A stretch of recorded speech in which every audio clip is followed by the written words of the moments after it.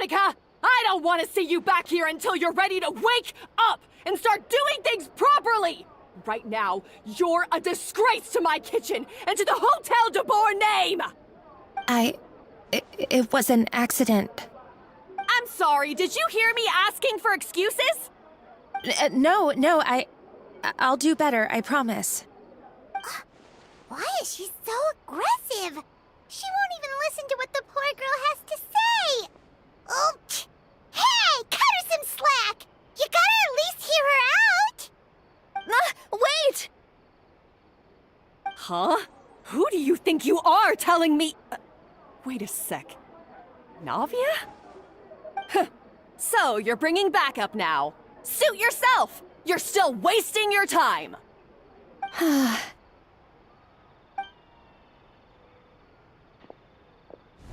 Savannah, is this how you always treat your staff? My staff is right. I'm the one in charge here now. And last time I checked, the Hotel de Boer doesn't take orders from the Spina di Rosula. Of course. How you run your kitchen is none of our business. But when a member of your staff is so overworked he becomes gravely ill, that most definitely is our business. We're going to stand up for him, whether you like it or not. Overworked? I've said it before and I'll say it again. If Fermon can't handle the job, then tough luck. There are plenty of other capable people I can hire instead. But Philmont can do the job, he just... Monica, back inside, now! Huh? But you said I shouldn't come back until... Just do as you're told, and not another word out of you! Come on, we have work to do!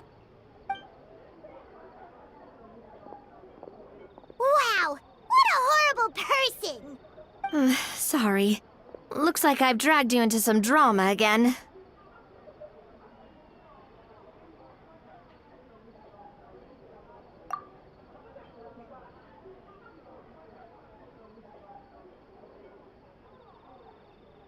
Her name is Savannah. She's the new head chef at Hotel de Boer. Ever since she took the job, she's been enforcing a brutal work regime and putting a huge amount of pressure on her staff. One guy was so overworked, he collapsed from illness. He's been bedridden for days, and he can barely even talk properly. I'm sorry. I'm sorry. It's all my fault. I don't deserve to be a chef. At his family's request, the Spina di Rosula is trying to mediate on his behalf. We're not exactly making a ton of progress, as you saw. Savannah is adamant that Vermont's exhaustion and illness have nothing to do with her or how she's been running her kitchen. She's refusing to have any kind of meaningful dialogue with us. Our next thought was to talk to the other chefs at the restaurant and get a better idea of their working conditions. But with Savannah watching them like a hawk, no one has been willing to open up. And that's why I'm here, doing it the old-fashioned way. Camping out, watching, and waiting for an opportunity. Oh, shoot! It all makes sense now. Sorry. Paimon should have thanked before she spoke. Oh, no, not at all, Paimon. Honestly, the way she was laying into Monica, someone had to step in. I'm sure I would have piped up if you hadn't. And besides, I don't really think I'm built for espionage.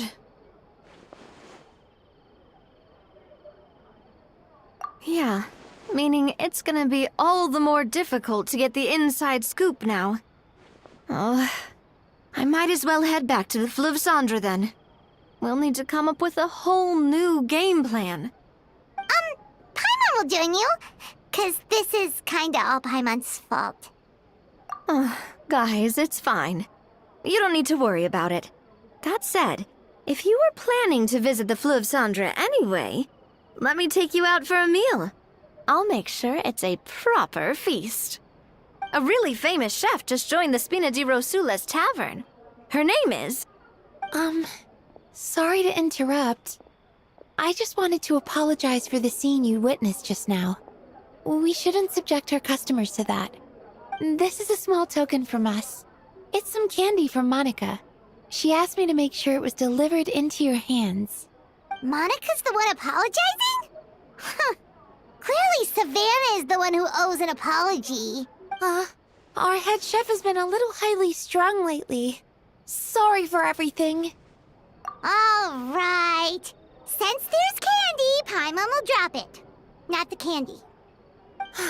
Thank you for understanding. We'll make sure to pass your feedback on to Miss Savannah. A little highly strung, huh?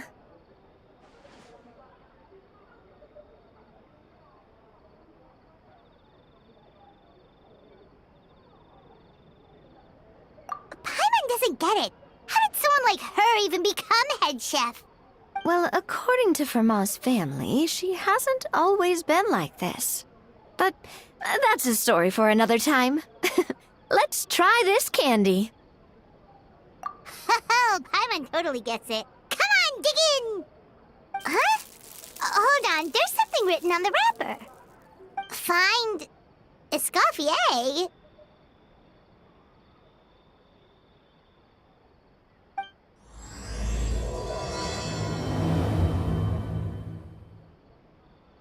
Escoffier? Could this mean... Huh? You know that name, Navia? Yeah. Let's stick to the plan and go back to the Fleuve Cendre for now. That's where we'll find Escoffier anyway.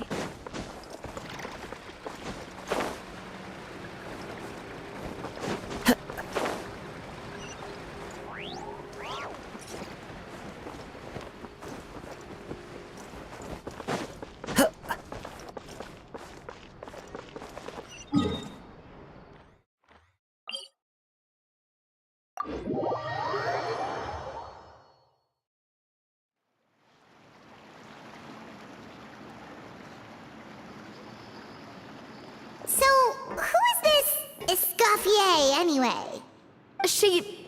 Well, for starters, she used to be the head chef at the Hotel de Bourg, before Savannah. She recreated the legendary Gâteau de Bourg and restored the restaurant back to its former glory. Safe to say, she's the most renowned head chef in the Hotel de Bourg's history. After the culinary genius Modeste himself. Gâteau de Bourg? That's the super exclusive cake that they only sell a few slices a day, right? Wow.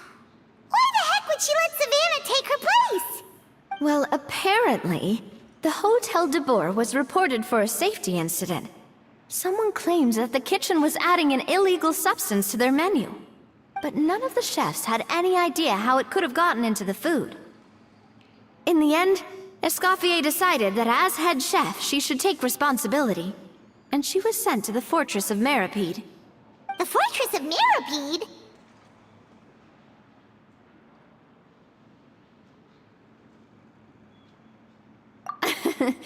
Well, you're right. The quantity of the substance they found was fairly minimal. Even the guards believed the whole thing was probably just an accident. Escoffier didn't have to stay in the fortress for long, but still, by the time she returned, the role of head chef had already passed to Savannah. So that's what happened. Paimon still think... Even though Escoffier is no longer head chef at the hotel, she's still well respected by the staff. So, I'm guessing what Monica wants is for us to convince Escoffier to try and negotiate with Savannah on the staff's behalf. Oh, Paimon gets it! Monica wants Escoffier to come back and kick Savannah out. It's simple. If the new head chef is stressing everyone out, then the solution is just get the old one back. Well, about that... You thought cream of mushroom soup was ready to serve after 3.5 minutes on the stove! You'd have had more sense serving hot water with ice cubes. At least then you wouldn't have wasted all this perfectly good cream and mushroom! What do you say, Hilaire? I'm sorry, Cream. I'm sorry, Mushroom. As you can see, Escoffier is that kind of chef as well. You have to leave it on the heat for long enough to allow those flavors the chance to come out. Don't be fooled by the aroma when the water first starts to boil. Got it? Yes, Chef. Then go back and do it again. The customers are still waiting. Remember where you went wrong and don't repeat the same mistake twice. Yes, Chef!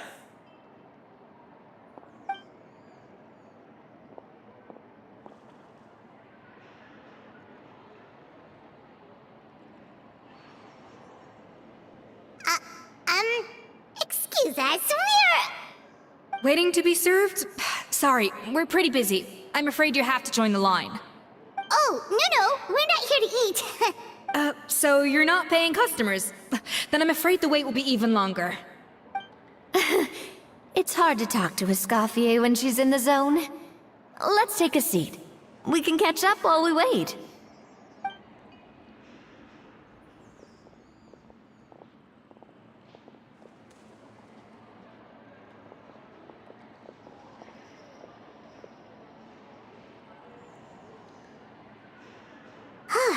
Looks like the rush hour is finally over. Is it always this busy here? These days, yes. I'd say business has tripled since Escoffier joined as temporary head chef. Well, in her words, the Hotel de Boer doesn't need her anymore.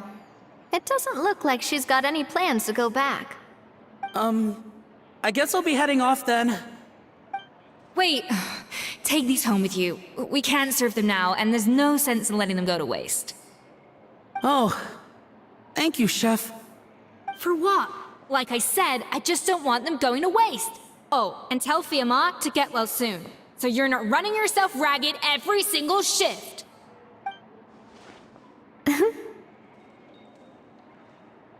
Fiamma. That's the second time we've heard that name. Who is that again? He's the chef that fell ill from stress. Hilaire is his son. And with Mom stuck at home taking care of Dad, he decided to pick up some work to help pay the bills. Escoffier knows their situation, so she's been making some extra food every day for him to take home. Hey, I heard that, Navia! I've told you before, no one's making extra food. Hilaire is making blunders in the kitchen, and I can't serve his failed dishes, so he might as well take them home. Yeah, failed dishes that just so happen to be nutritionally complete every single time. So you two must be the world-famous traveler and his companion, Paimon. Yes? Is there something I can help you with? Oh, so you know us already. We'll skip the introduction then. We're here to talk about Savannah. Oh, I certainly am. The Spina's headquarters are right next to the tavern. And I've lost count of the number of times Navi has come to pester me about it. But I don't work for the Hotel de Boer anymore. And being ex-head chef doesn't give me the right to interfere with that business. Besides, I'm the one who persuaded Savannah to take the job in the first place. What? Well, she was a much gentler person back then. A little timid, even. She wasn't at all confident that she was the right fit for the role. That's hard to believe. Are we definitely talking about the same Savannah here? Honestly, I do wonder if she's just emulating me. I mean, I'm not the most pleasant head chef to be around either.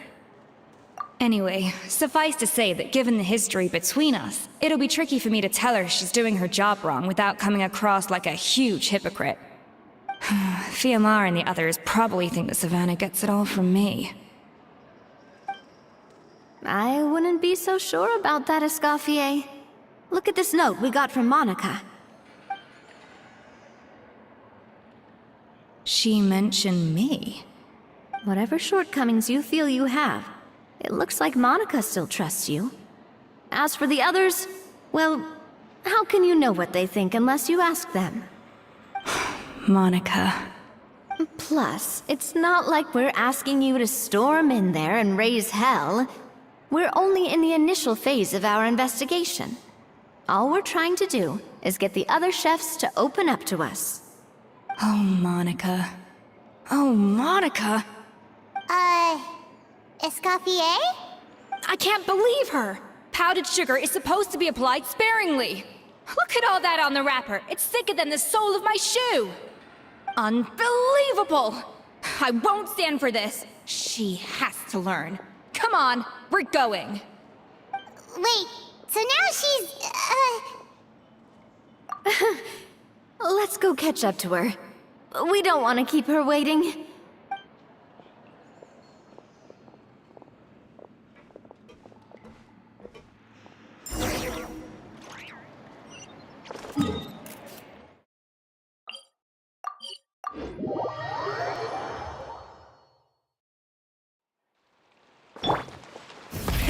Rev the engines!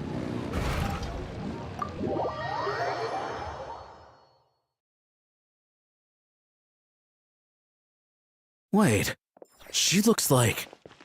Is that a I'm sorry. I'm so sorry.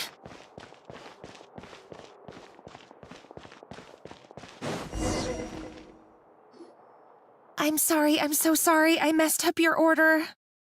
Oh, I wouldn't go that far. Maybe the taste is a little off, but if you hadn't brought it up, I don't think I would have noticed.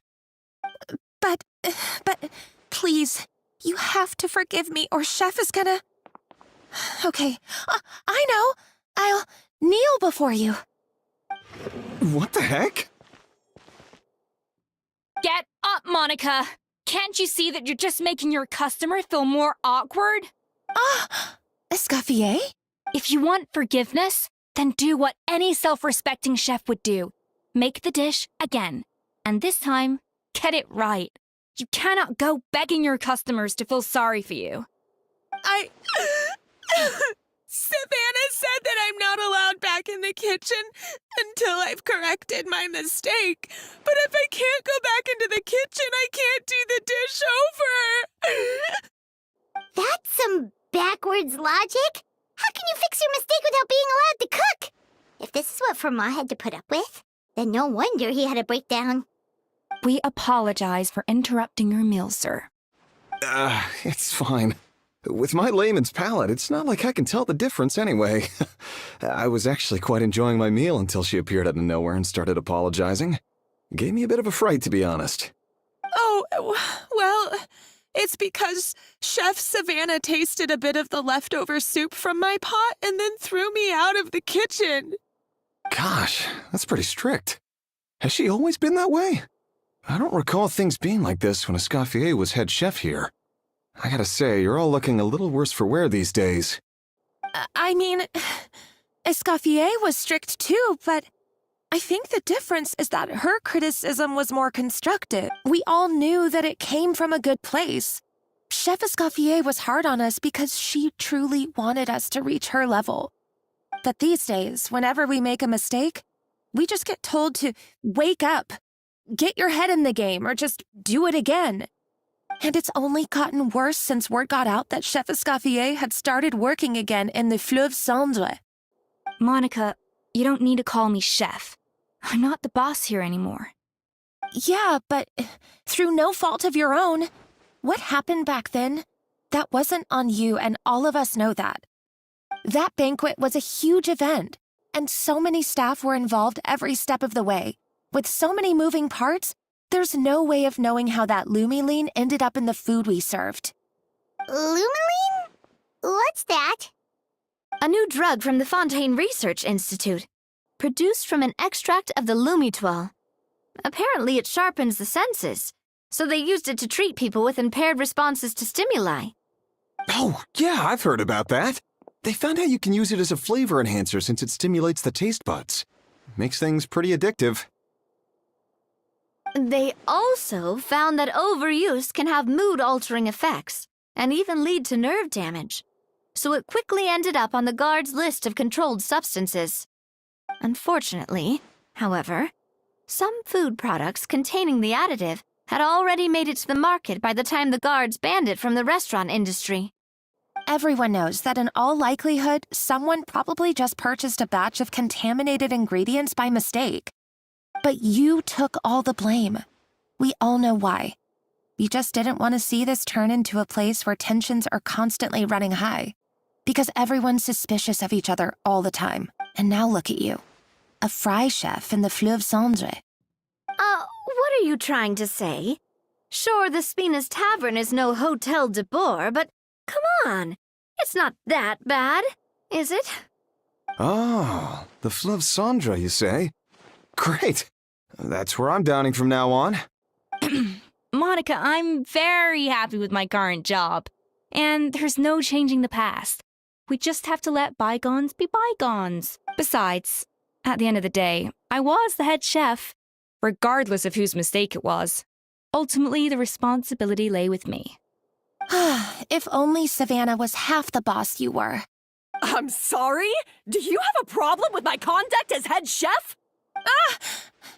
No, chef. So you do remember who's boss? Escoffier? I thought you'd left this place for good. What are you doing back here? What happened to you, Savannah? Why are you acting like this? When I turned this place over to you, You made me the head chef and gave up your right to tell me how to do my job.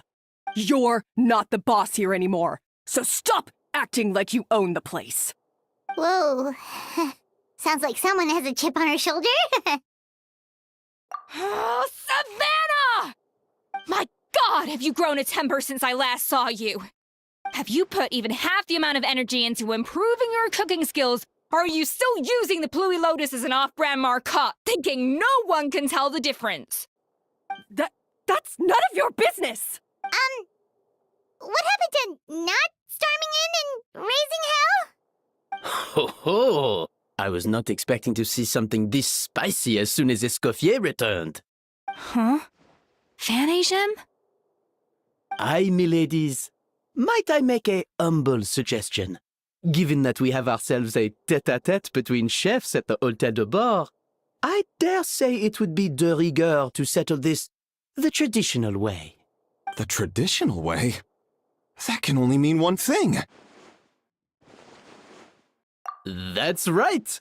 I'm talking, of course, about the tradition established by Modeste himself. The cooking contest!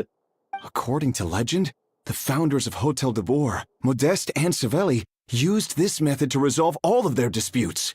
Everything from petty arguments over next week's menu to disagreements over the strategic direction of the restaurant. The cooking contest would decide who had the final say. Huh. Sounds like they had a lot of free time on their hands. Ah, well, it might sound that way to us. But in fact, the cooking contest played an enormous role in motivating chefs to hone their skills, reaching new heights of excellence in the culinary arts. And indeed, the reintroduction of this institution in recent years has surely been instrumental in transforming the Hôtel de Bord into the top-ranking restaurant in Fontaine. Reintroduction? Someone brought it back? Who? What say you, Escoffier? Surely you of all people won't back down from this challenge. It was you who put the rule in place, after all. Sure, I reinstated it, but I'm not a chef at Hotel de Boer anymore. Isn't this bending the rules a little? I see no issue as long as both sides agree to the terms. We could simply treat it as an exhibition of sorts. Savannah, any objections? Exhibition. Huh. No. If we're going to battle it out, let's put it all on the line. If I lose, it's up to you what happens to me. I don't want anything to happen to you. But if you lose, you hand over the Codex de Boer to me. What? The Codex de Boer? Only the legendary handbook written by the original head chef Modeste. It contains all his secret recipes, including Gâteau de Boer. It's the greatest treasure in Fontaine's culinary world, and only the present and former head chefs of the Hôtel de Boer have the right to read it. Present and former? Wait, but that already includes Savannah, though. What do you want that old thing for? You have your own copy, don't you? Don't take me for a fool. You know perfectly well what I mean. I want your copy, the original version, The one you took with you when you left us! I'm sorry, I must be missing something. You know, there's no difference between the original and the copy, right? They contain the exact same recipes. Stop trying to change the topic! What's wrong, Escoffier? Scared you're gonna lose to me? Or are you scared of me getting my hands on the original codex? Savannah, you may remember that we gave her the original as a parting gift, to thank Escoffier for her years of service. Asking for it back feels a little, Oh, I'm sure it won't be an issue, as long as both sides agree to the terms. Those were your words, weren't they? And as for the contest itself, let's make it a bake-off. Gâteau de boar, per the recipe in the codex. Well, Escoffier, you against me. Are you in or out? You sound surprisingly confident. All right then, let's see how much you've actually grown. I hope you surprise me, Savannah. I'd hate to find out that all you've learned after this long is how to chew people's heads off. Believe me, I'll show you. Escoffier, are you sure this is a good idea? You accepted her terms a little hastily. I do apologize. This whole ordeal reflects rather poorly on us. I'm afraid it's not quite that simple. The Hôtel de Bord runs as more of a partnership, you see. It was founded by two friends, Modeste and Savelli, and it's been that way ever since. So, while I am technically Savannah's boss, it's not really my place to interfere with the business of the kitchen. To be perfectly honest with you, that's part of the reason why I suggested a cooking contest. If Escoffier wins, it would be the perfect opportunity for her to talk some sense into Savannah. Or, of course, if she wanted to return, then... but anyway, I'm getting ahead of myself. Whatever the outcome, this contest will hopefully serve as a turning point for us. Please, pass on my best wishes to Escoffier. I must say, Savannah surprised me with her confidence. Does she really believe she can best Escoffier in the kitchen?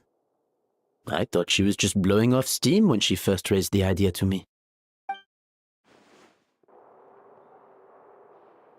Oh, it'll be fine. Let's head back to the Fleuve Cendres so I can get prepping.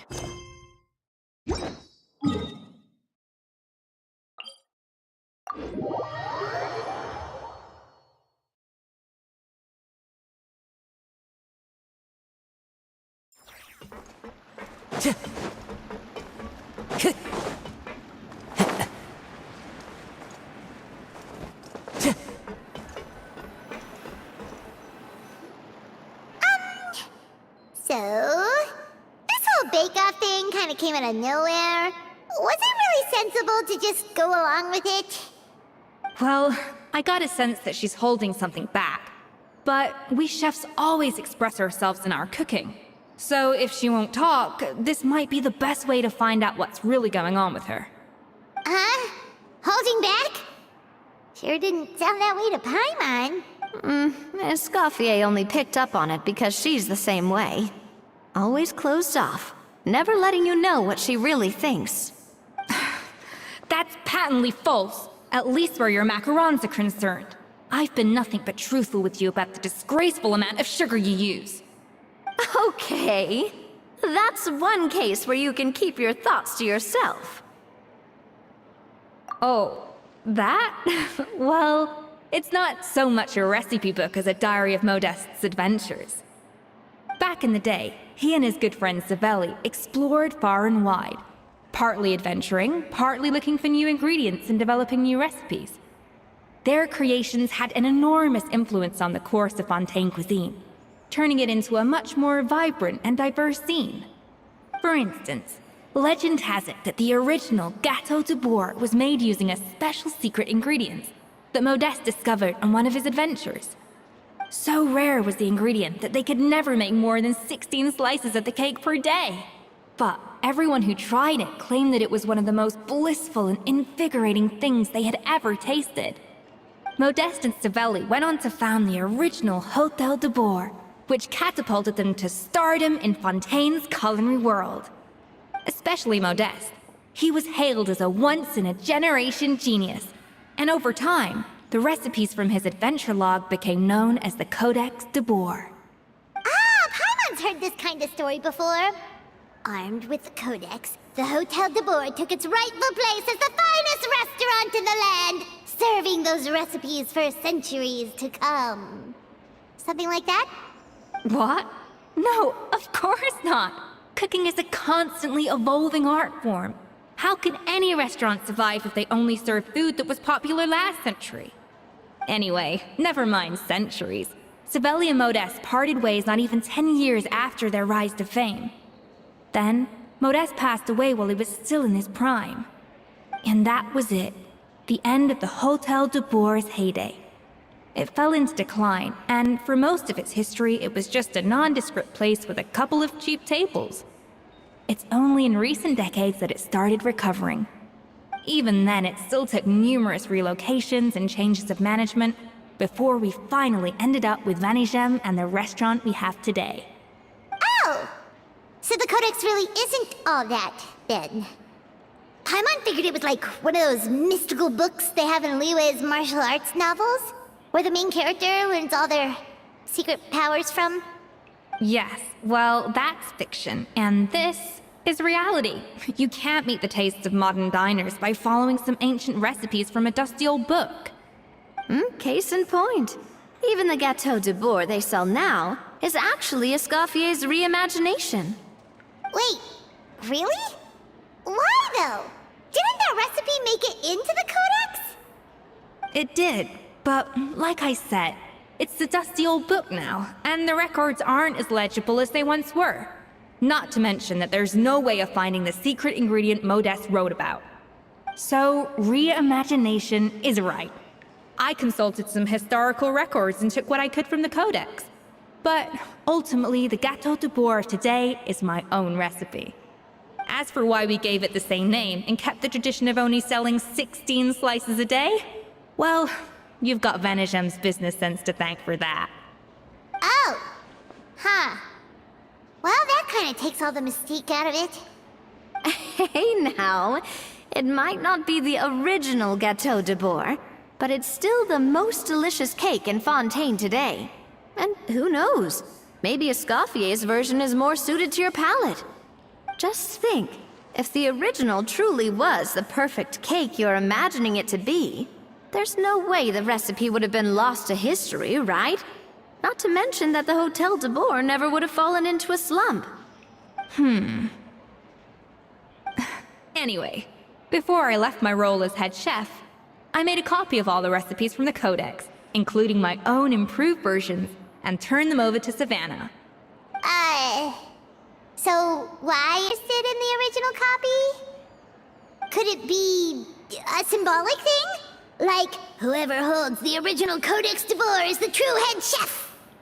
Well, it was clearly precious enough to give to Escoffier as a parting gift. Meanwhile, Savannah only got a copy.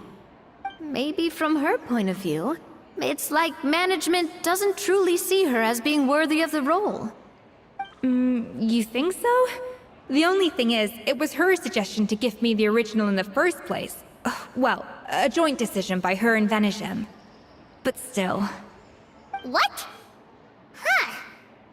Guess she's had a major change of heart since she became head chef. Yeesh. Who knows? We could speculate forever. Better to just let our gâteau do the talking. It means besting her in this bake-off, and then getting her to however much she's changed since we worked together, I believe that she still has her chef's pride. And if she respects the art, she'll respect the outcome of our contest. Well, I'm confident that you and your spatula can get justice for Froment. All you need to do now is win the contest. But that should be a breeze for you. Let's not get too ahead of ourselves. Gâteau de Boer is very complicated to make. Usually, it takes 3 chefs working in tandem to cover everything. Now, if I had to push it, I could probably do the work of 3 chefs myself. But I'd prefer to play it safe if I can find a couple of assistants in time. Well, that's easy. The 3 of us are veterans in the kitchen. You just need to pick 2 of us. Well, I have heard the Traveler is an accomplished cook, as well as a warrior. But be warned, I will hold you to exceptionally high standards. Think you're up to the task? Oh, count me in too. I've spent weeks perfecting my macarons after your scathing review. Even if it means competing against the Traveler, so be it. I'll show you what I'm made of. Confident. I like it. Alright, let's start with some elementary mise en place. Show me your knife skills. I've always called it chopping stuff up, not mise en place. But it's basically the same thing, right? Oh, Navia. The difference in your case is that mise en place is chopping stuff up without sending juices flying all over the kitchen.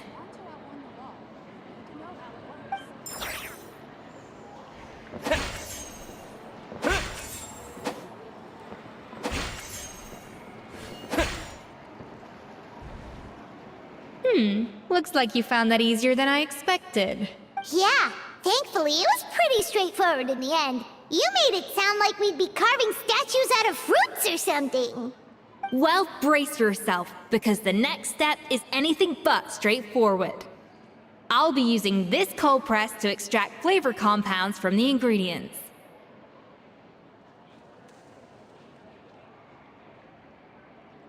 A kind of special food processor I got the Fontaine Research Institute to make for me. It uses cold temperature extraction to isolate the essence of cooking ingredients, which can then be used to flavor dishes more precisely. But this isn't exactly standard kitchen equipment, so that probably didn't make a whole lot of sense. Let me give you a demonstration instead. Custom-made equipment from the Fontaine Research Institute, huh? That's some pretty high-tech food prep. Paimon's never used anything this weird before. Cool! Not weird.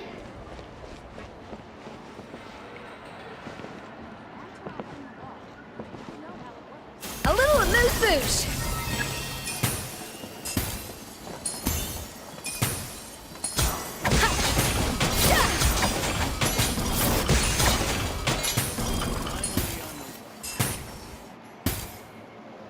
And done. These are the flavor compounds extracted from our ingredients. I've processed all the fruit you chopped up earlier. Wow! Even the smell is so much more concentrated. What next? Do we add all this stuff in? Absolutely not! Throwing everything in at once will ruin the balance of flavors. We have to go slowly and carefully to calibrate the exact flavor we want. I'll demonstrate again. Now, watch closely. Slowly and carefully. Not a drop too much, and not a drop too little.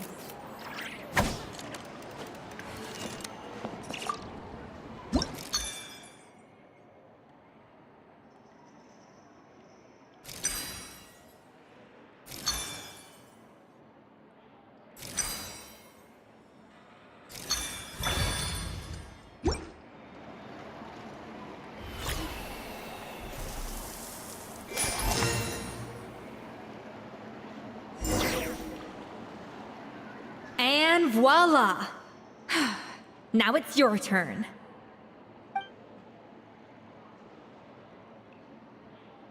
Not terrible. Considering this was everyone's first time blending flavor extracts, it could have been worse. But the Traveler's work was surprisingly good. Are you sure you've never done this before? You got almost perfect results on your first try.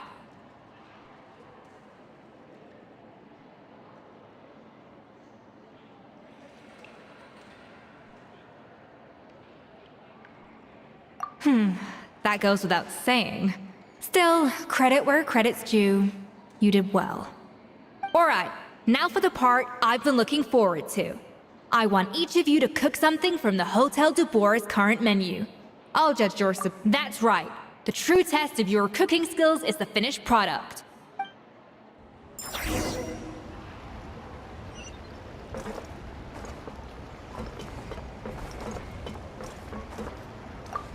How's it going?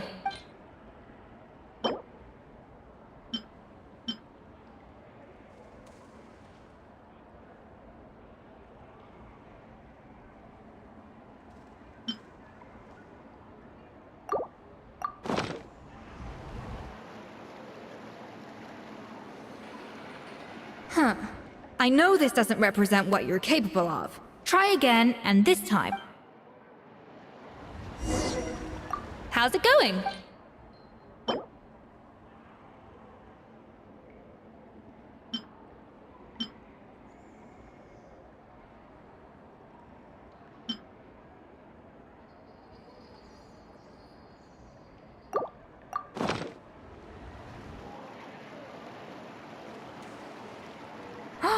Look at that! With the grace of a snow-winged goose, as I like to say.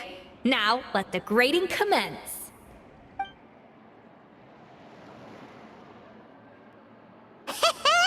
Pretty good, right?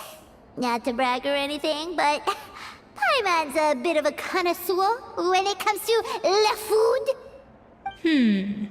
6 points. What? Oh, well, fair enough. Paimon doesn't cook all that often, so as long as it's a pass. That's 6 out of 100. What? You say you're a connoisseur, but it's quite clear from this dish that you have far more experience consuming food than creating it. By that logic, I suppose you think listening to Lady Farina on repeat every day would make you an opera singer. Aww. Me next!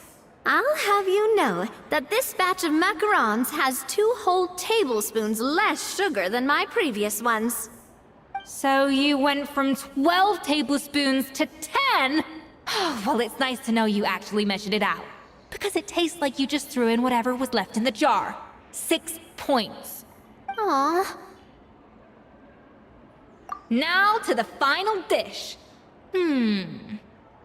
So, what do you think? This is our last hope. 8 points. Darn, that's barely higher than what we got. Not exactly. The color is spot on. Beautiful aroma. Excellent presentation. I have to give this one 8 points out of 10. Maybe even 9 points. Huh? How did you pull that off? Don't get me wrong. There's room for improvement. But still, this is clearly the work of an accomplished chef. I can tell that you've put many hours of work into honing your skills in the kitchen. I can really taste the grace of the snow-winged goose in this dish. The travel... Hey, you made that last part up! No way did you taste that! Well, it looks like I lost fair and square. I guess you'll be taking the Traveler as one of your assistants then? But if it takes 3 chefs, that still leaves 1 slot remaining. Maybe Paimon and Navia should keep practicing and see how it goes? Chef Escoffier. Oh, it's Hilaire! What brings you here? I heard the news about the cooking contest. You're doing gâteau de bois, right? I was just wondering if you needed any help. And you think you're up to the task, do you? Oh, no, I know I'm not there yet. It's actually my dad who wanted to help. Firma, last I heard, you could barely get out of bed. Chef Escoffier, Navia, Traveler, thank you all so much for everything you're doing for me and my family. I've had enough of sitting around at home while you run yourselves ragged. If you let me, I'd like to help you win this cooking contest. Yeah, I was gonna say the same thing. Don't you worry. I'll be fine. I'm feeling much better now. I'm sorry. I know I've been rather useless these past few days, but not anymore. The fact is, I'm a fine chef, despite recent events. I've proven myself in the Hotel de Bois kitchen, so if anyone's qualified to work under Chef Escoffier, it's me. I think. I hope so. Firma, have you even set foot in a kitchen since leaving Hotel de Bois? I have not, but I'm fully rested now. I know I can handle it. I'll prove it. Let me whip something up for you right now.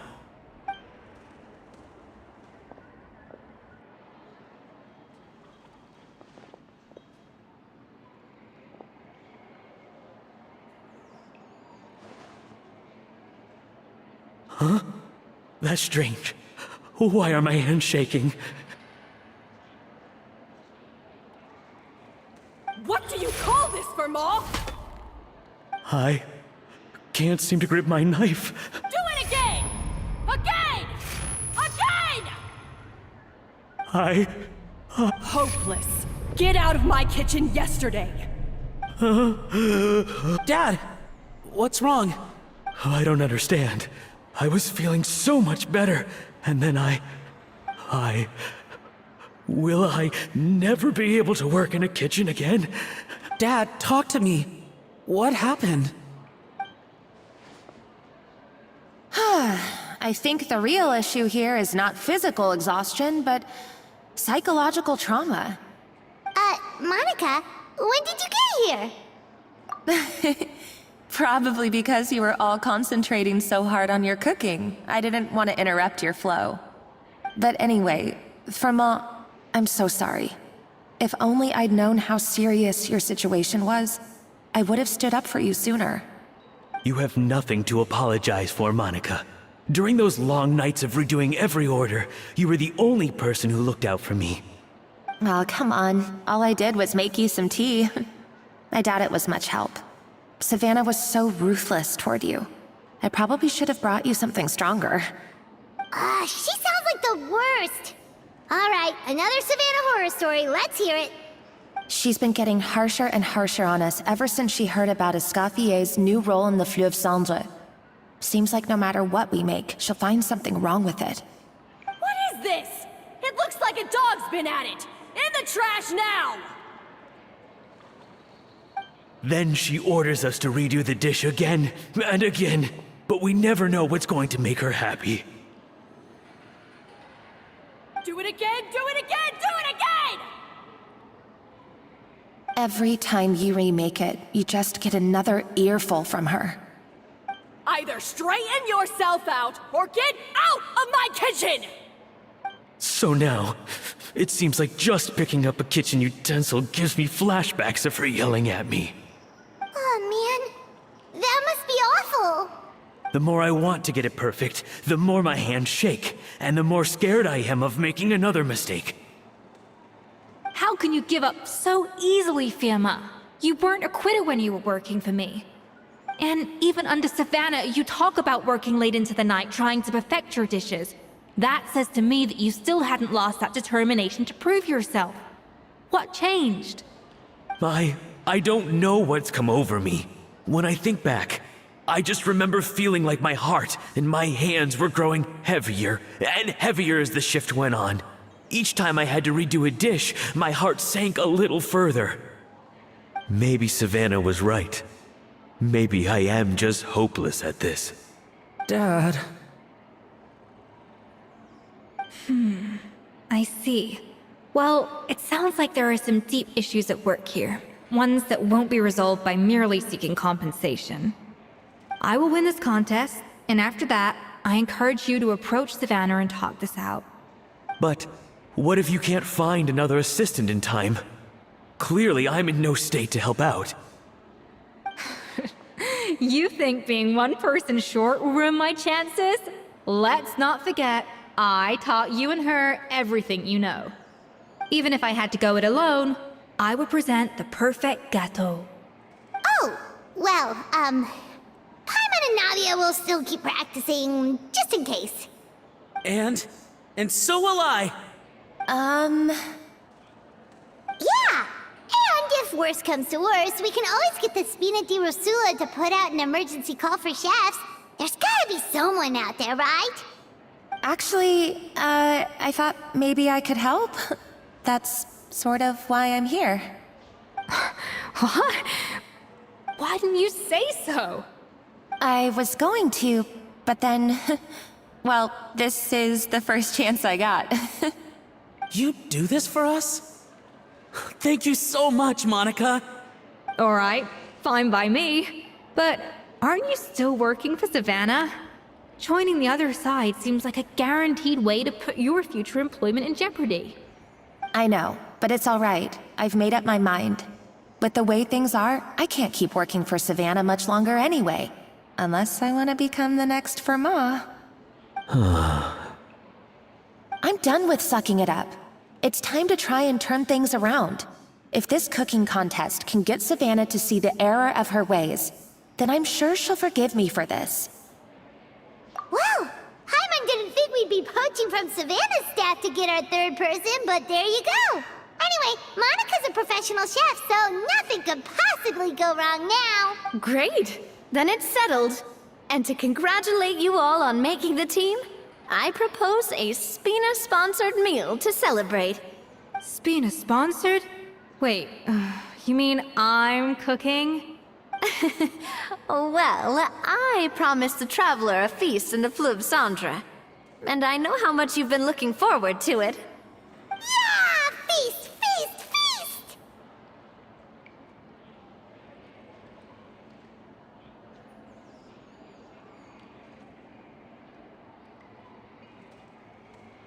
All right, if you insist, then prepare for some of the finest food of your lives.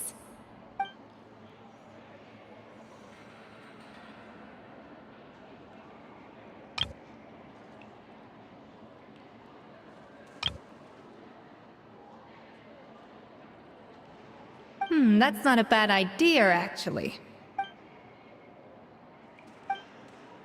That was a dream come true. Hyman never knew Fontanian cuisine could be this good. Guess I'm finally on the right path.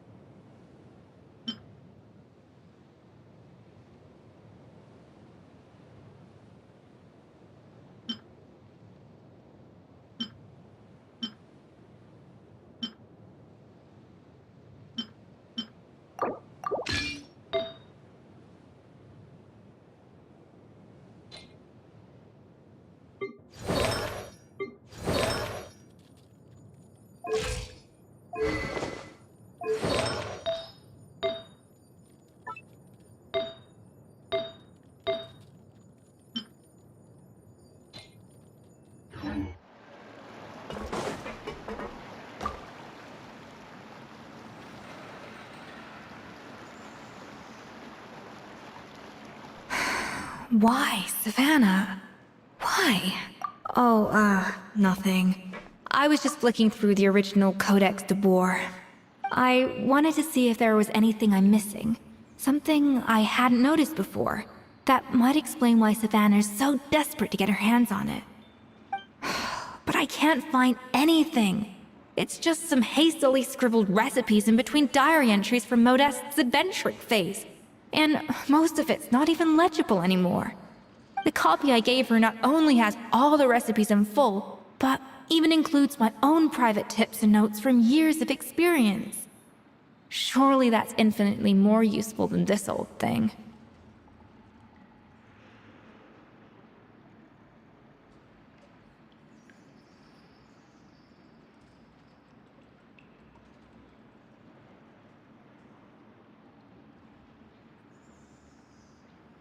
Yeah, maybe. Still, it's just hard for me to imagine that the Savannah I knew would go to all this effort just to make a point. We were. At least I always thought we were. She was a little shy, but meticulous with everything and everyone she dealt with. She made a few mistakes here and there, but she was quick to correct them whenever they were pointed out. And she was always striving to improve as a chef. Those qualities are why I recommended her to replace me as head chef. I never imagined for 1 second that she'd cause Fiamma and the other staff so much grief. Well, I mean to an extent, of course.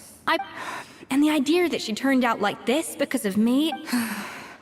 I wonder if this is how Modeste felt back when he was writing the Codex. Yes, with his good friend and co-founder of the Hotel de Bois, Savelli.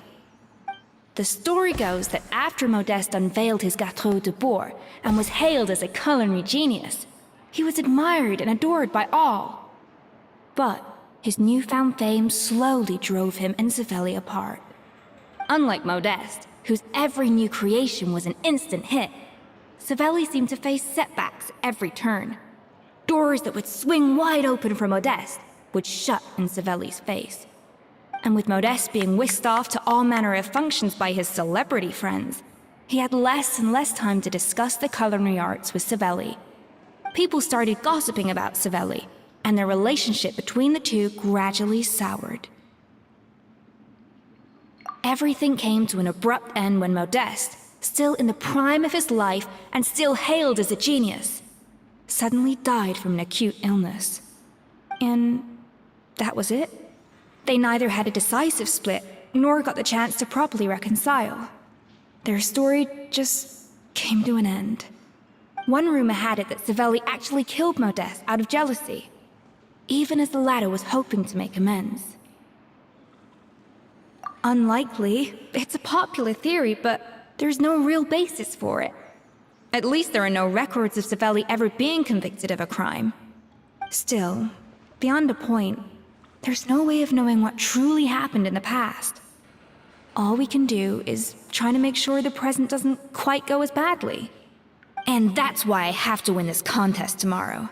Then get the truth about everything that's been going on, even if it means cracking her open like a nut.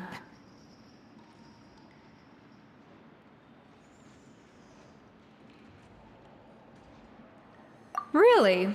Well, I like the confidence. Don't let me down tomorrow, then. You better bring your A game.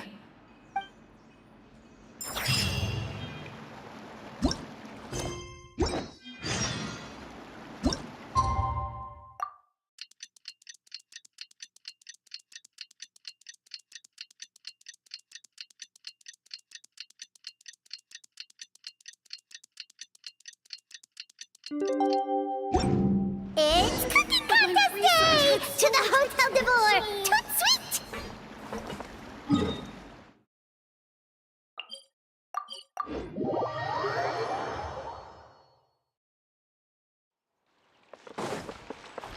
Did you hear the news? Escoffier's coming back for a cooking contest. Wait, seriously? Escoffier in a cooking contest? Now that I've got to see. I don't get it. Why would anyone in their right mind challenge her to a cooking contest? We cannot just rely on the ocean self-cleaning ability.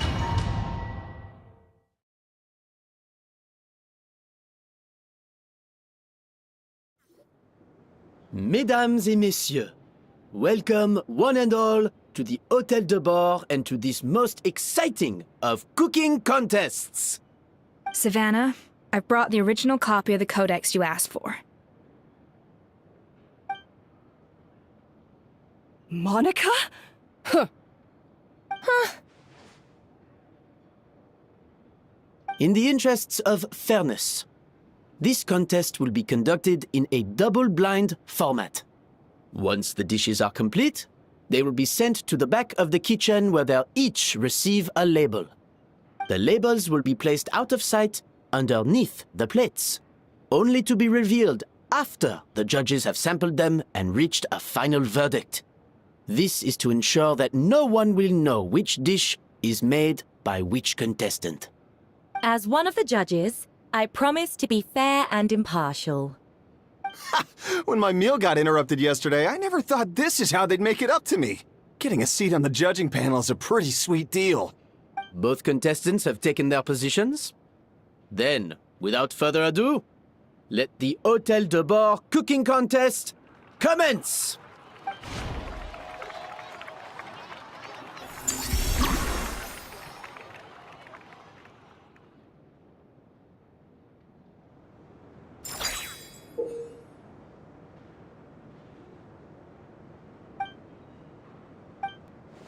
Monica, Traveler, it's go time.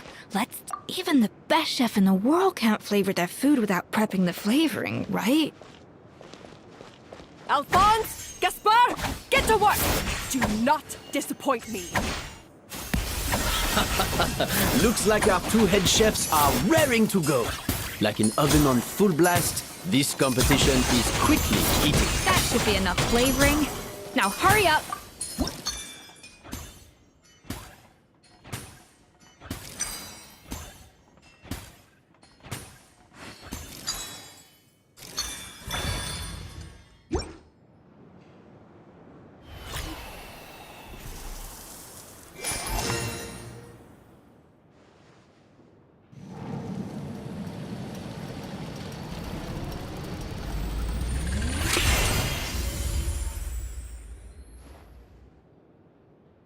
Come on, Escoffier! Come on, Traveler!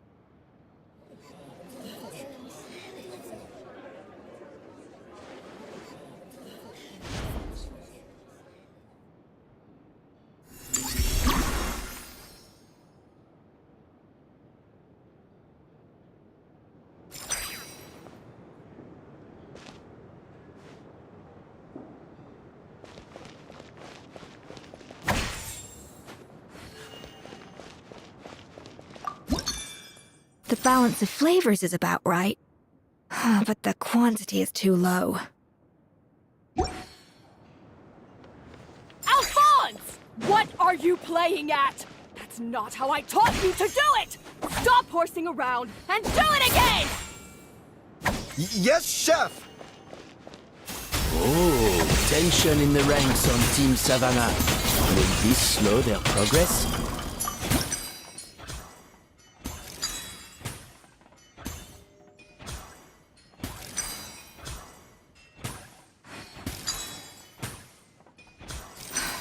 Stay calm, Escoffier. There has to be a way to balance the flavors.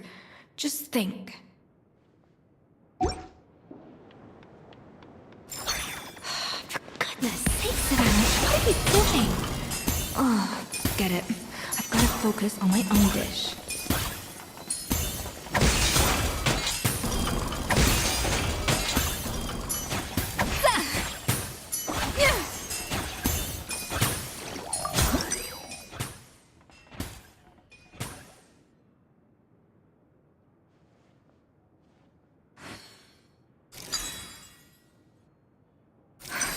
What are you doing, Escoffier?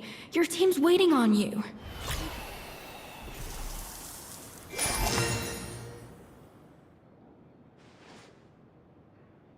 So, what do you think?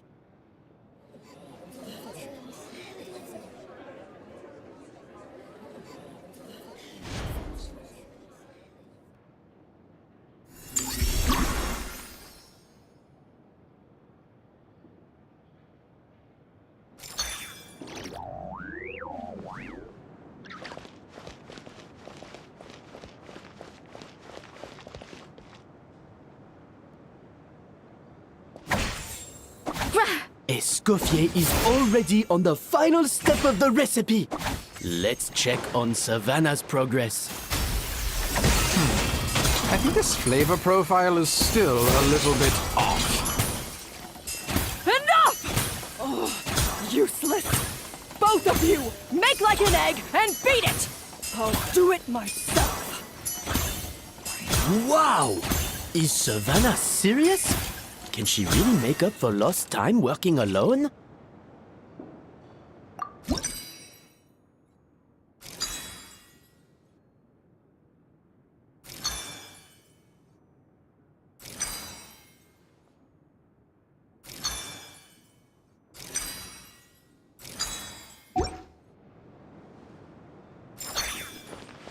A little amuse bouche!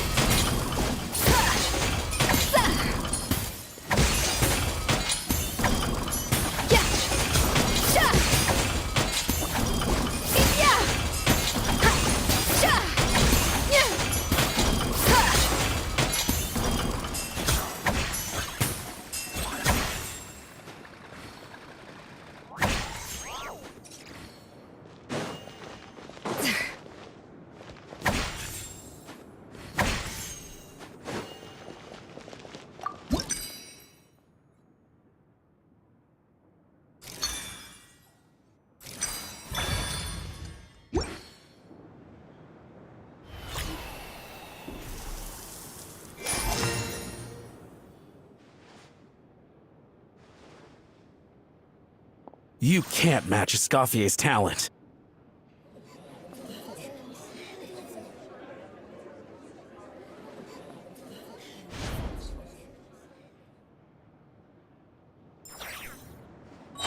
I present to you Gâteau de Bourg. Pinnacle of excellence!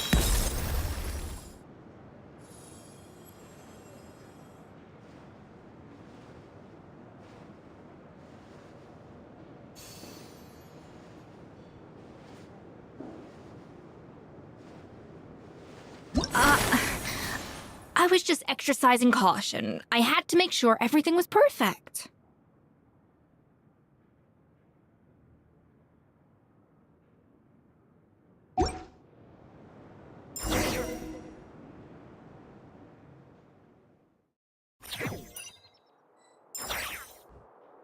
Time's up!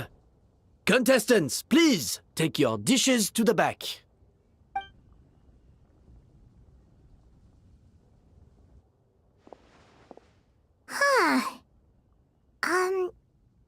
That guy was right. You really can't tell whose is whose just by looking at them. We both made the same dish after all. For all her flaws, Savannah's a talented chef who earned my recommendation for good reason. She wouldn't screw up something as elementary as the cake's appearance. Whoa! This is really rather good. Wonderfully soft and fluffy. Beautifully sweet. This is a masterclass in how to make Gâteau de Bourg. I would give this one at least 9.9 out of 10! Only because there's something about the flavor of the base. It's just a little different from the recipe I'm used to. Huh? Really? I couldn't tell. All right, on to gâteau number 2. I haven't had a single bite and already this aroma is a delight to the senses. I have a feeling that this gâteau will be a gâteau for the ages. How exciting! I'm gonna dig in.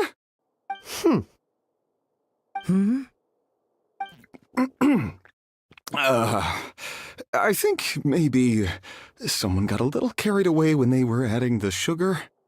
Not just the sugar, it's the flavors too. This is all over the place. Who made this? It appears the decision is unanimous. This gâteau is far below the standard we would expect. Whew! And Paimon thought this might actually be close. Turns out she can't bake to save her life. Something's not right here. Savannah may not be perfect, but no way is she this sloppy. I can now declare that the creator of the first gâteau has won this cooking contest. Now, all that remains is to turn the plate over and reveal the chef's name underneath. What? It's Savannah? No! That's impossible! Hey, Savannah! You cheated, didn't you? You cheater! What did you do? Oh, you swapped the plates, didn't you? Well, someone's a sore loser. These cakes went from the oven to the judge's table without me ever laying a finger on them, and everyone here can attest to that. It was Vanejem's staff who labeled them in the kitchen. If you're looking to accuse someone, why don't you start with them? Isn't it more likely that Escoffier's lost her edge? Oh, or maybe her assistants let the team down. You take that back! Judges, we demand a rematch. That's enough! What's done is done. As head chef, or rather as team lead, I take responsibility for the dish I served. Whatever went wrong and however it happened, I should have spotted it. Savannah, I didn't think you'd stoop this low just to beat me in a bake-off. What happened to your chef's pride? I don't know what you're talking about. If you want the Codex de Boer that much, you can have it. Escoffier, no! But you must promise me that you'll apologize to Firma and compensate him for everything you put him through. It's a little late to be negotiating terms. The contest is over, and I won. That means you owe me the Codex, and I owe you nothing. Look, Savannah, you may have fooled everyone else, but can you really fool yourself? What I'm offering is to accept defeat without looking to expose what you've done.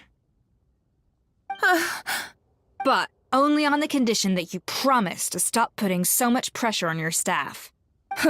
Fine. I'll treat this as your final handover of duties from one head chef to the next. So, will that be all, ex-head chef? Or is there any other unfinished business you'd like to leave in my hands? I didn't mean that to be a scolding from your former boss, just a word of advice from a fellow chef and a friend. But I don't know if you're even open to input from other people anymore. I know what I'm doing. I don't need your advice. All right, fine. I'm glad to hear it.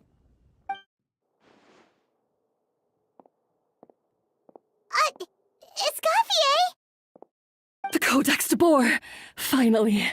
Now, at long last, I will succeed. Escoffier?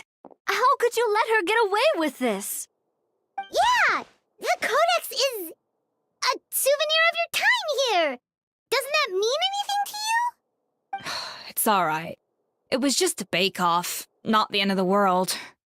I'm already over it. Besides, it's not all bad. She agreed to compensate Firma. That's mission accomplished for the Spina.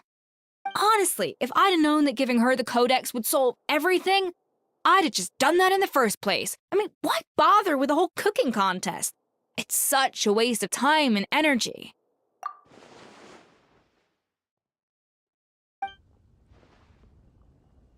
No. No! This doesn't make any sense! Huh? That's it? No secrets, no nothing? I don't believe it! This can't be happening. Oh, Chef Savannah! Savannah?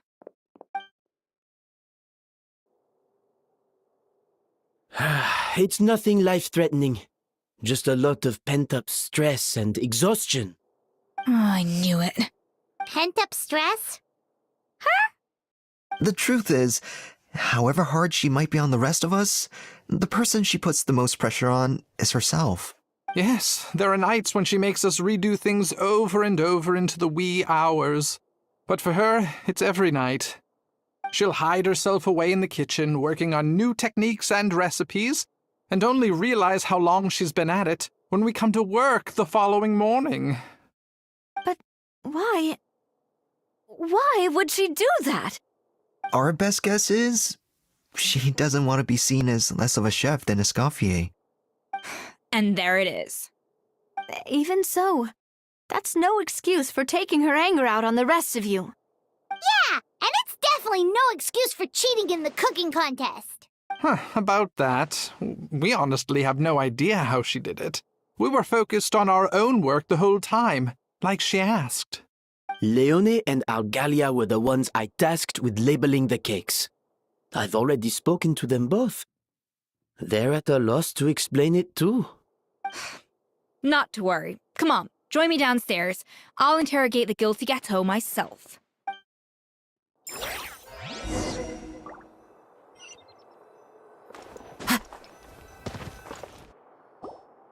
Well, how is it? Have you figured out what it was? Oh, this is aggravated assault on my palate. I'd rather eat wet cement than this. Is it really that bad? I made sure the taste tested before it was served. Oh, relax. This isn't your cake. Savannah never switched the plates. The offending flavors are coming from in between the icing and the cake base, which means someone tampered with it while it was being made. Or in other words, we have a traitor in our midst. I'm sorry. I was forced into it. It was Chef Savannah. She said if I didn't cooperate, she would... Calm down, Monica. I've already accepted defeat. And If I wanted retribution, I would have brought this up when the results were announced. Whatever's going on with you, just spill the beans. There's no need to hide it. I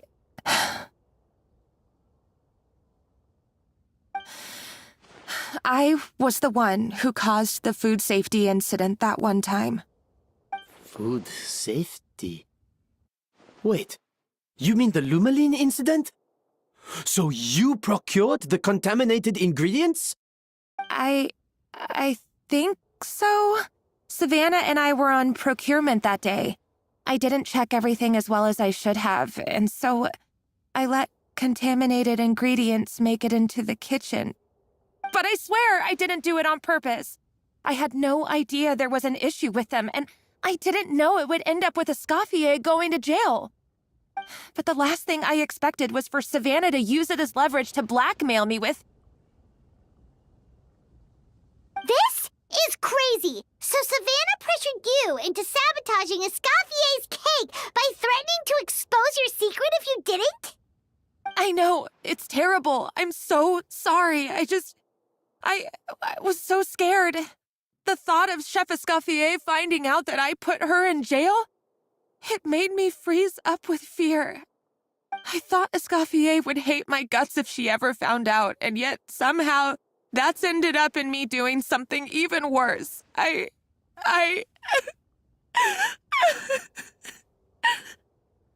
Seriously? All this fuss over a little slip-up? Huh? Firstly, it's not like I got a life sentence. I did my stint at the fortress, and now I'm out. And secondly, I had my own reasons for leaving the Hotel de Boer. This wasn't the only factor. So you don't need to feel ashamed or frightened or anything like that. Any more than you need to add butter when you're pan-searing foie gras. You mean...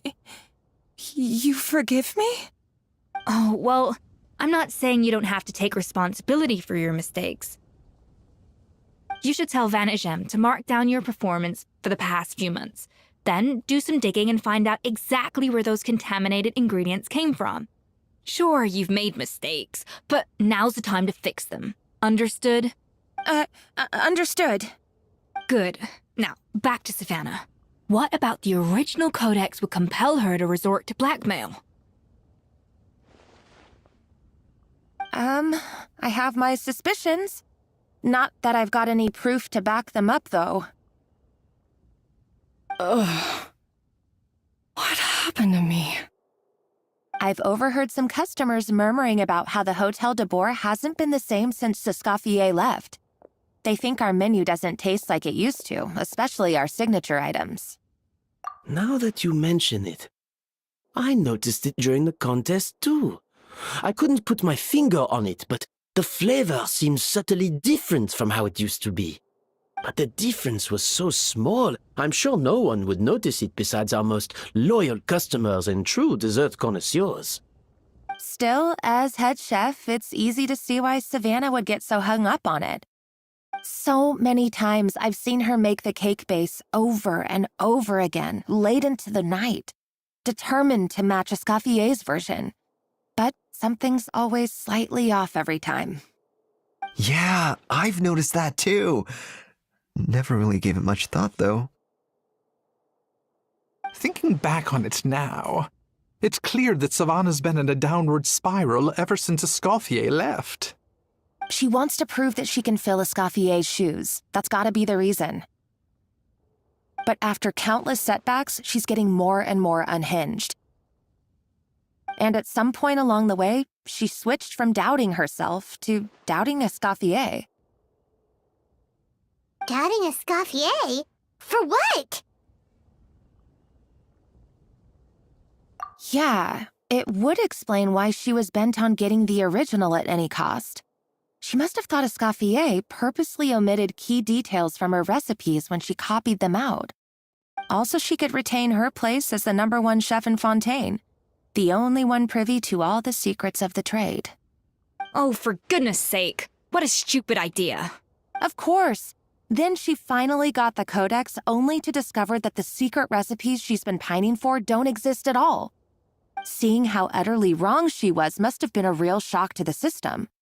It probably brought up everything at once. It overwhelmed her, and she passed out. There's still one thing that doesn't make sense, though. If Savannah had the real recipe all along, how come it tasted different?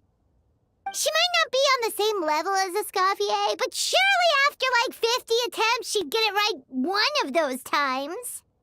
You'd think so, but geniuses like Escoffier are in a league of their own.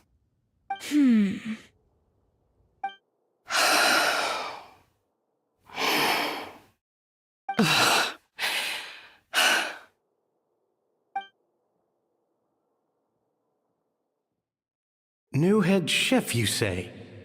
What's her name? I don't think I've heard of her before.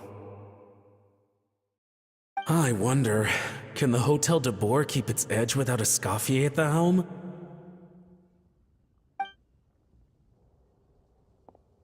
This tastes different from last time. Is it undercooked or something?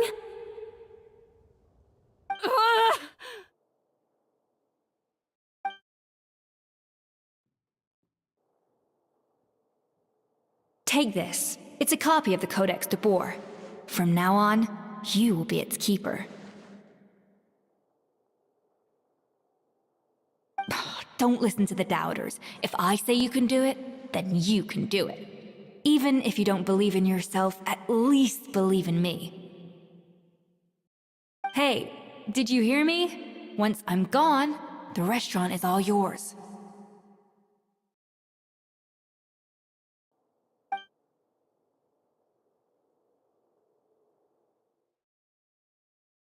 All this time, I've been blaming other people, but maybe I'm the problem.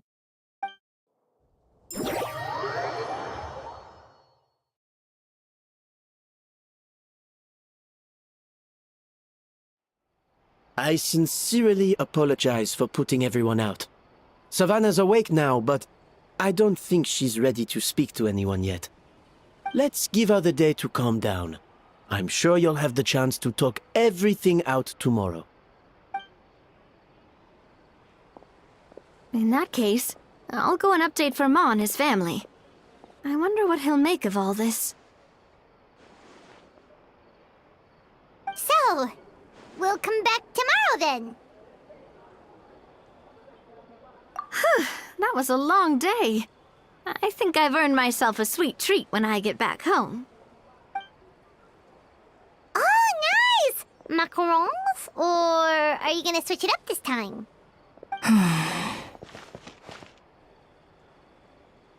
Traveler, how much do you know about the snow-winged goose? Every year, they migrate long distances in search of a suitable home. There's always one goose at the front whose job is to lead the flock. Fontaine poets often use the image of that goose to explore the ideas about leadership and genius. They usually imagine someone who's a cut above the rest, a model of perfection. But what those poets don't know is that during a migration, the lead goose is always changing. Once the lead goose shows signs of fatigue, it retreats to the back of the flock and allows another goose to take its place. So the truth is that leadership, with all the responsibilities and pressures that come with it, it's something that everyone takes turns at. But we humans completely miss that fact when we project our own ideas about social hierarchies onto them.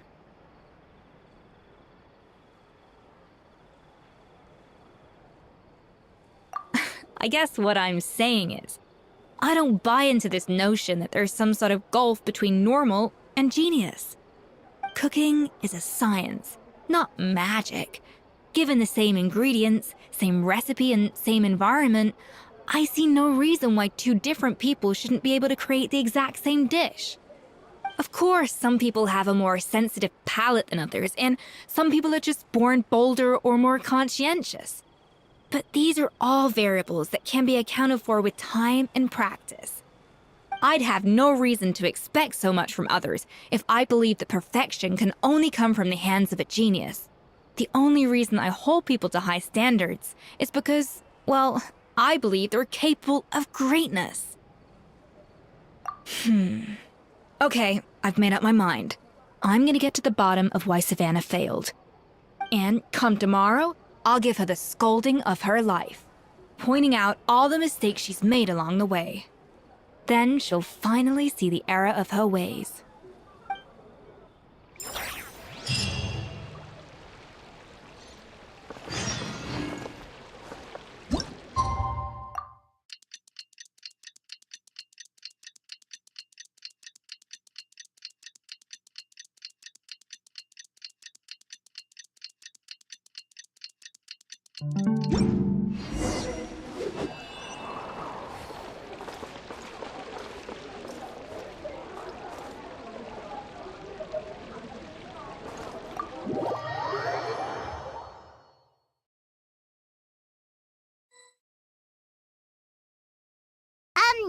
Why are we here so early? Our meeting with Vanna isn't for a while. Check on her? Why? What happened? Oh no. Escoffier, are you alright?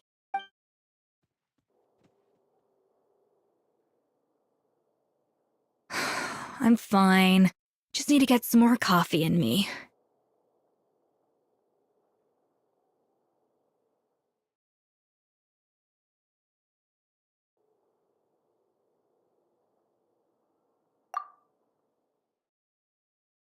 Huh? What happened to my coffee? Did I really drink it all?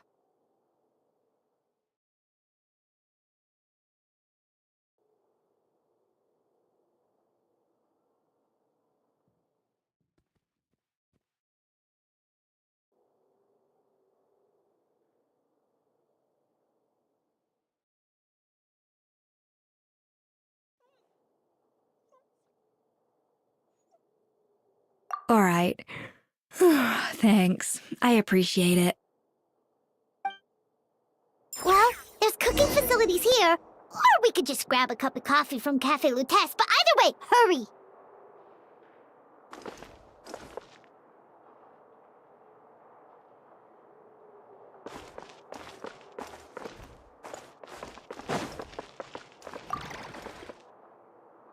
Coffee.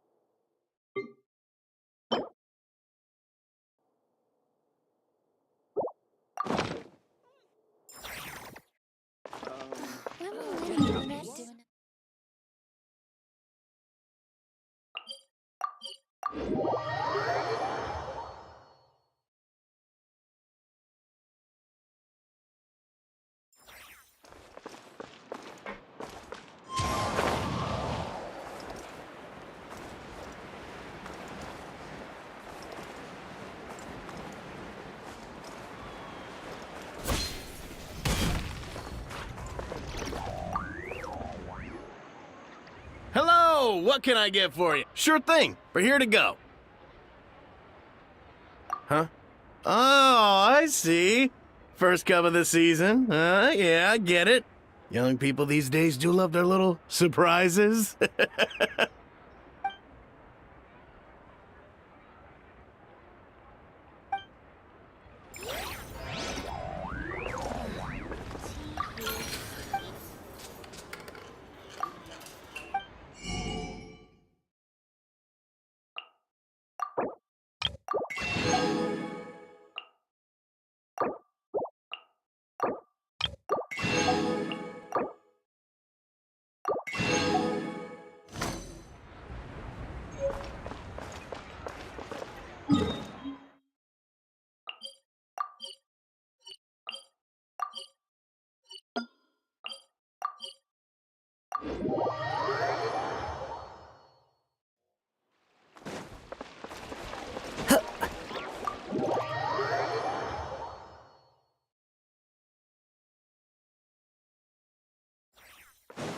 Time to go. coffee.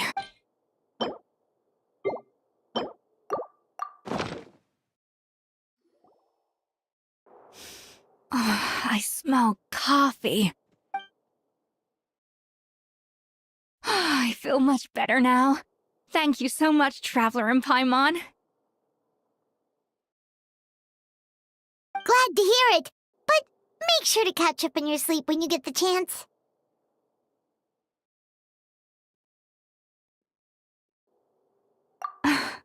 I think I figured out where the problem lies. Honestly, it's ridiculous. I don't know whether to laugh or cry. Wait, what investigation? What are you guys talking about? I'll save it for when everyone else gets here. It's so stupidly small, I can't believe it's caused so much drama. Yes, except my failures were stepping stones to success. Escoffier! Have you seen Savannah? Huh? No, not since yesterday. Why? What's wrong? After seeing her home yesterday, we were all a little concerned about how she was doing. So, I dropped by her place early this morning to check on her. Only to find an empty house with the doors wide open. I left Alphonse and the others to keep watch at her home, while I checked the Hotel de Bord. I'm worried something bad might have happened.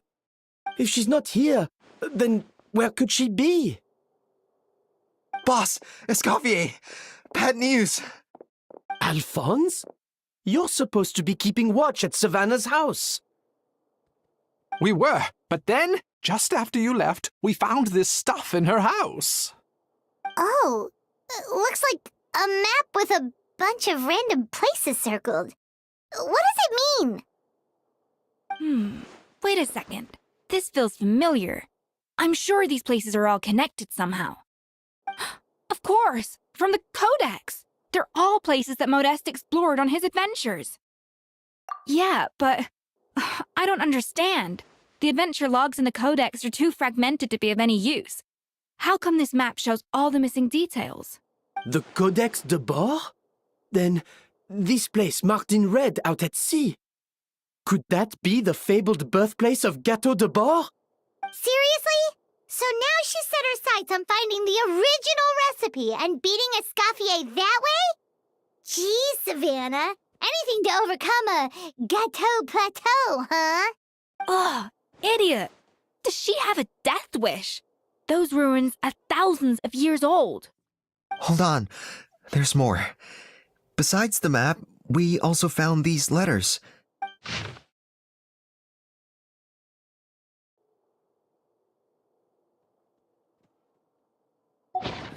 It was you.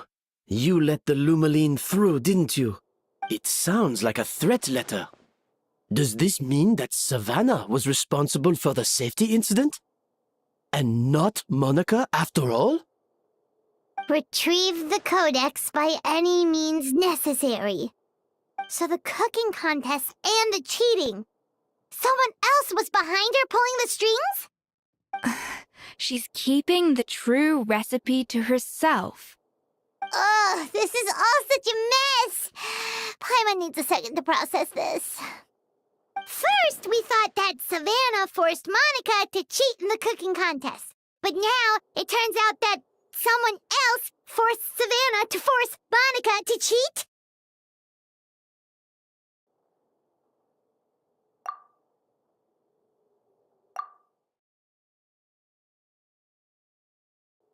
You're finally here. Of course. I should have put two and two together as soon as I read your threat letter. The food safety incident, the demand for a cooking contest, the instruction to blackmail Monica, even the suggestion that Escoffier was keeping secrets from me. It was all part of your grand plan, wasn't it, Monica?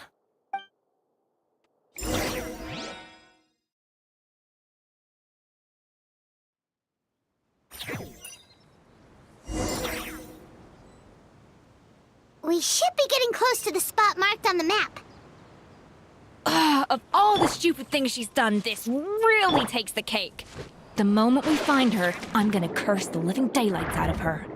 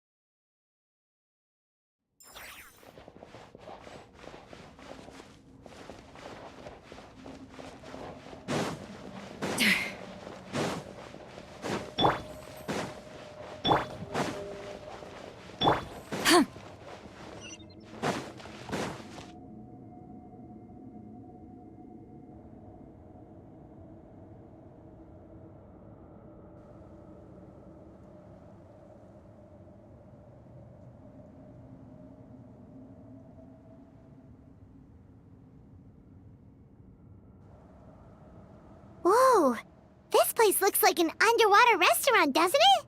Suddenly, the idea of an adventure chef finding secret ingredients makes a whole lot more sense.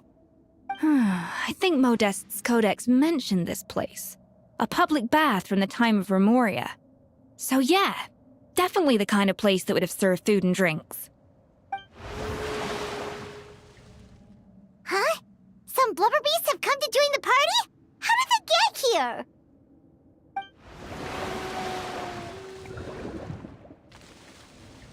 Aw, they ran off! That could be easier said than done. Something's blocking the entrance. Well, did Modeste mention it in his adventure logs by any chance? They must have gotten through somehow. Good point. Yes, that's right. It's coming back to me now.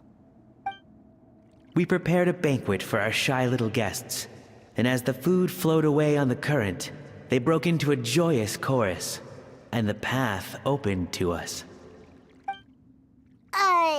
We have to feed the blubber beasts? See, this is why you should always bring snacks. You never know when There's no time for that. Wait, we're seriously gonna try this?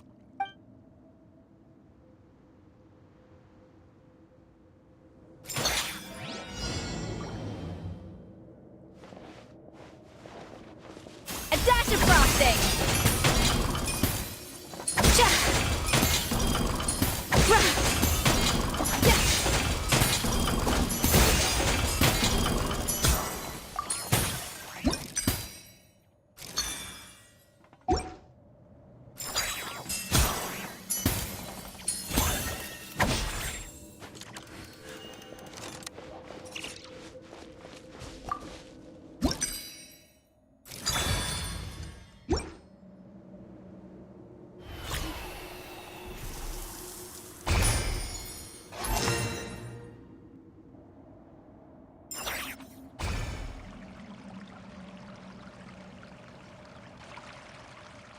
Blubber beasts or not, are we sure this stuff is edible?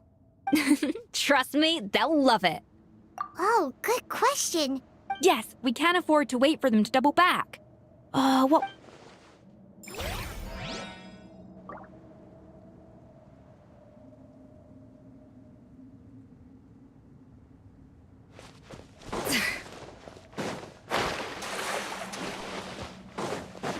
Hey, be careful! Scare them off too much and they might not come back again.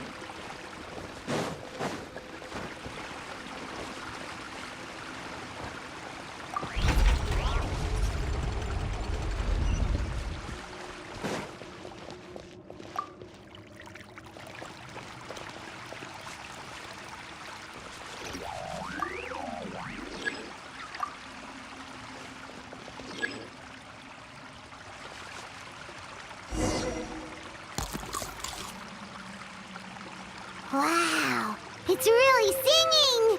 It must taste better than Paimon thought!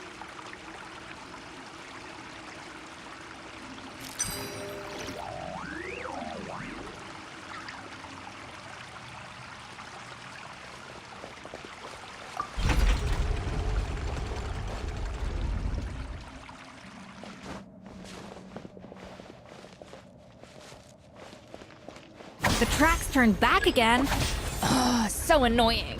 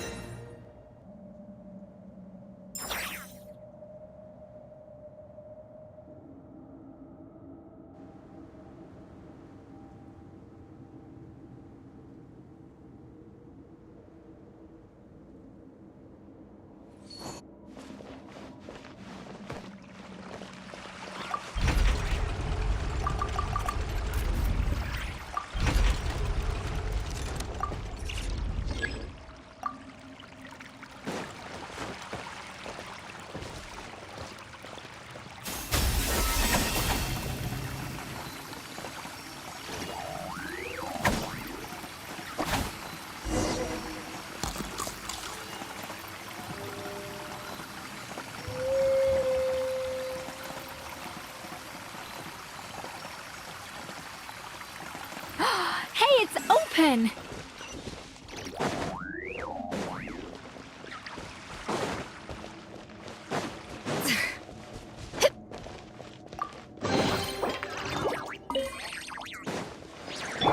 Try and stop me!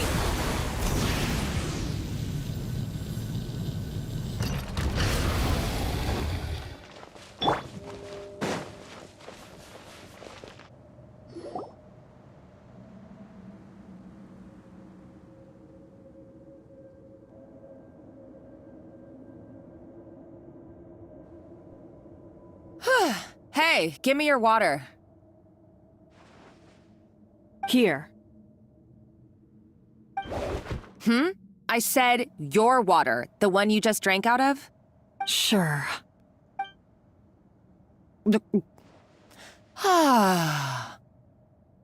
All those years slaving away under Escoffier, and then you. Today, it's finally paying off. Not only have I found the ruin that Savelli kept hidden, but I also get to boss you around like my little lapdog. Hey, go scout ahead for me. If we need to do any more blast tunneling, I want to know where to lay the explosives. Did you not hear me? Get going. Why don't you do it yourself? Oh, when did you learn to fight back? You're always so compliant when I give you instructions by letter. That's because you threatened to expose me for the Lumiline incident. I swear, if I'd known what you were planning, I'd never have... Ha! Don't be so self-righteous. Admit it, you've always been jealous of Escoffier. That's why you lapped up everything I told you. You were terrified of her finding out about your part in the Lumiline incident, and you resented the way her... So you jumped at the chance to convince yourself that she was the villain. That she First, idolization, then jealousy, suspicion, and self-deception. That's what this comes down to. It was the same story with Savelli and my ancestor.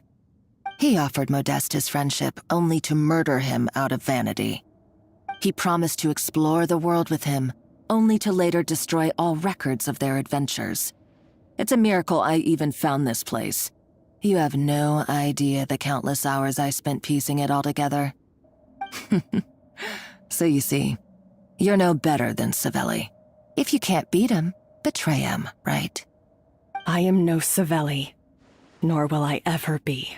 Oh, put a lid on it. You really think you can absolve yourself of your vindictive and jealous behavior now? Just because you finally realize that Escoffier never kept any secrets from you?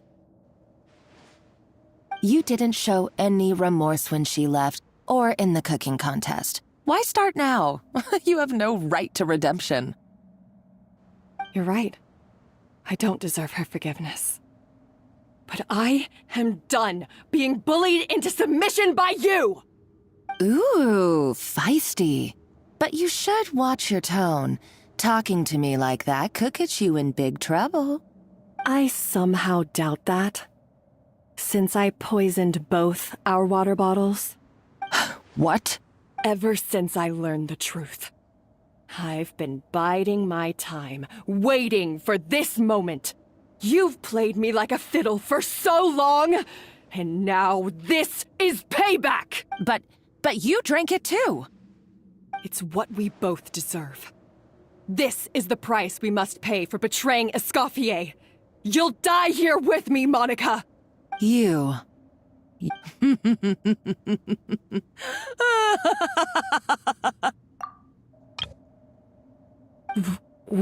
What's so funny?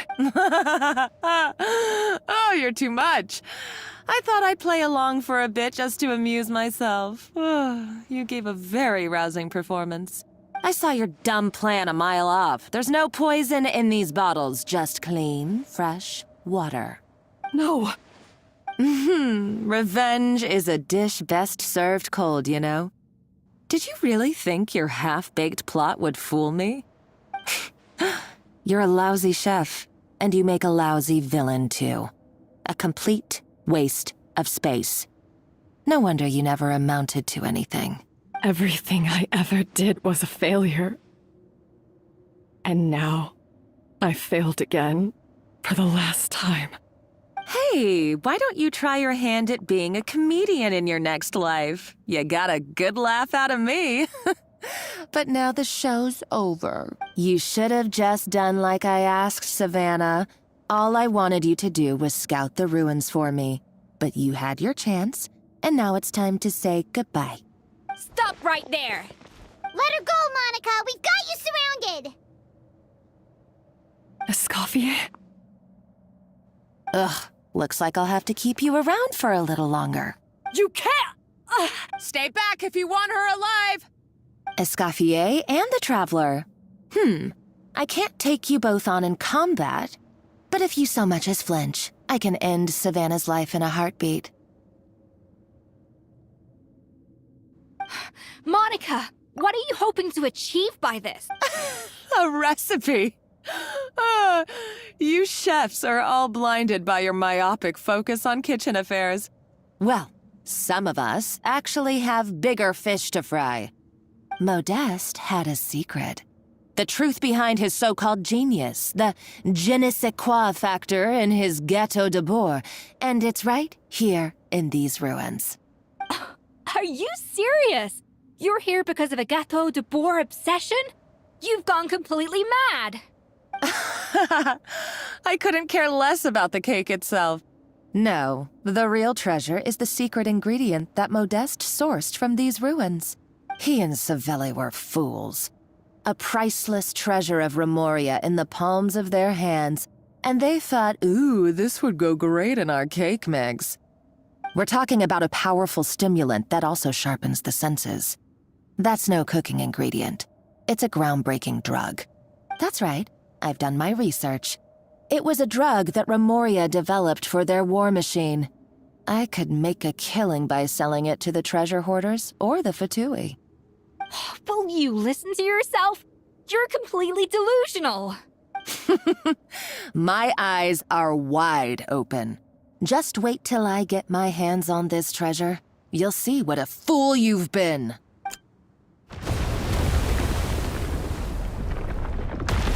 Wait, what's that sound? Just when I thought she couldn't get any crazier. She's lucky the whole place didn't collapse. Uh-oh. Savannah's gone too! Monica must have taken her. Oh, what a coward. She's only taken her hostage because she knows that she's no match for you. That's true. Even if she finds the treasure, she'll need Savannah alive if she wants to get out of here in one piece. Oh, well, our path's been blocked, so let's look for another route.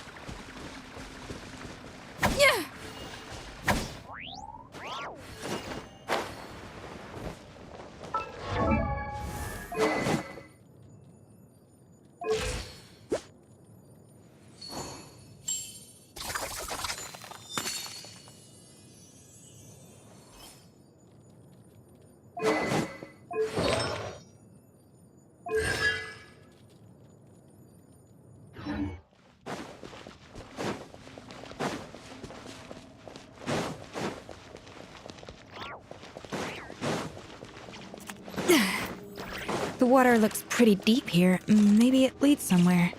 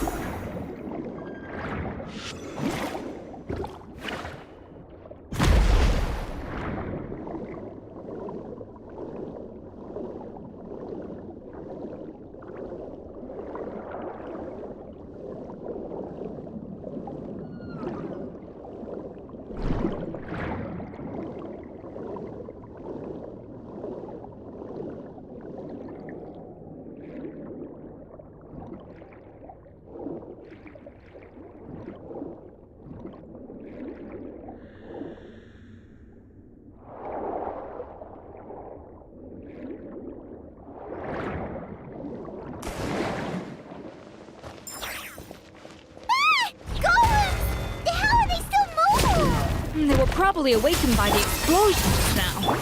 Alright, Knife Skills 101. Time for some rough chopping. Right at the blazing sun! Incinerate!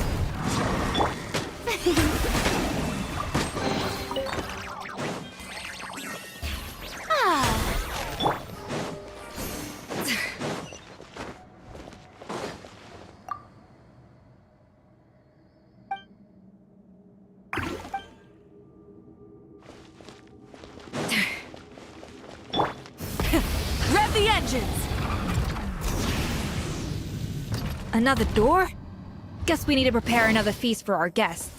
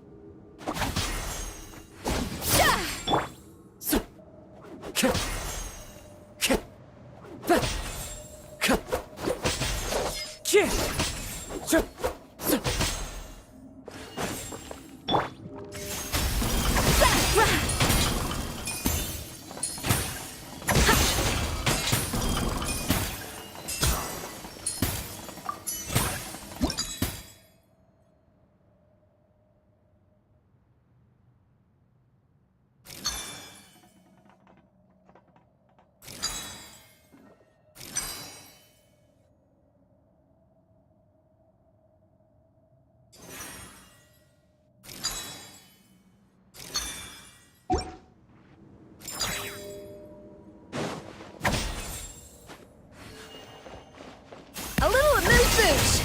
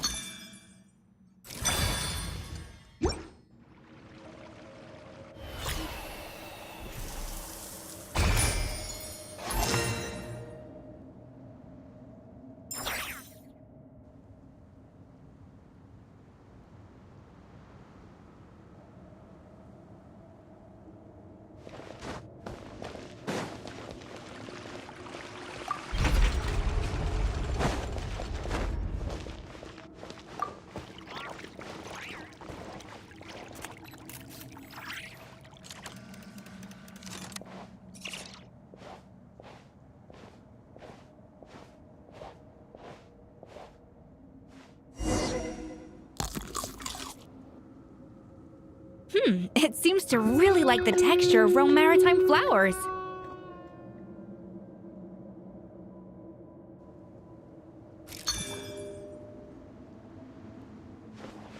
Off to the freezer!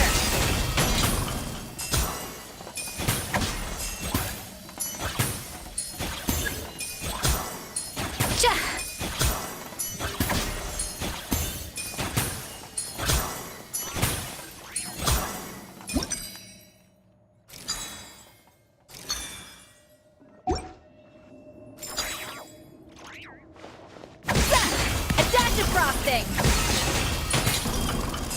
Yeah!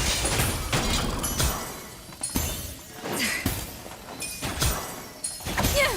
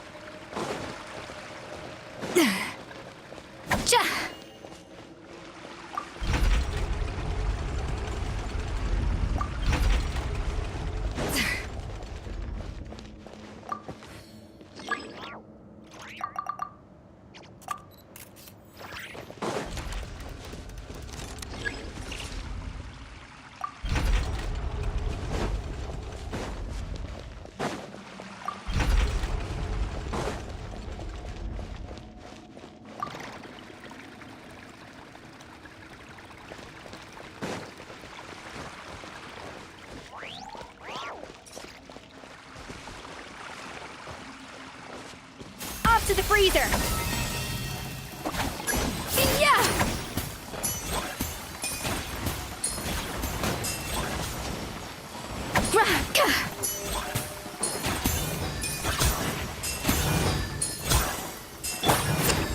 Yoo-hoo!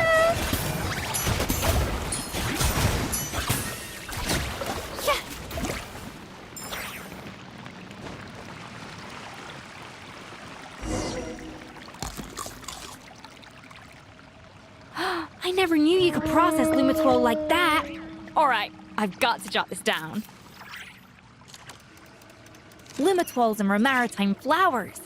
This could open the door to a whole new world. Yep, that's literally the plan.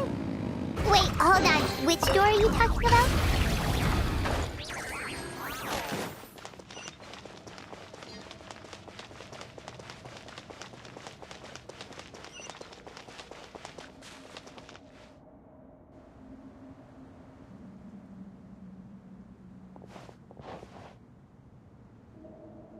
That's strange. These don't look Romorian to me. More like last century Adventurers from last century Fontaine, huh? By the looks of it, this was a one-person camp. They adventured together, but maybe one of them came back alone at a later date. Huh, you really think so? Trust our adventurers' instincts. We're pros at this stuff. Just like, okay, well, the Traveler has more adventuring experience overall, but Paimon's definitely a pro rummager from all those treasure chests. Darn it! Paimon was just about to show off her rummaging skills! Huh, no kidding. Are all adventurers so obsessed with journaling? I mean, I guess I take a lot of notes when I'm cooking as well, but I thought that was just me. Anyway, let's find out who was here. It's been years since I've last visited these ruins. It's exactly the way I remember it. This place probably hasn't changed in millennia. Sadly, up above, on dry land, everything has changed. The treasure of Remoria. That's what we used to call it. Modeste was right about its potential. It turned Gateau de Boer into a national sensation. Our limited stock of the substance meant that the Gateau could only be produced on a small scale, but this only drove up the popularity all the more. Modeste was right about that too. He predicted all of it. He was praised as a genius, while I, as the one person who'd ever disagreed with him, was labeled a talentless fool.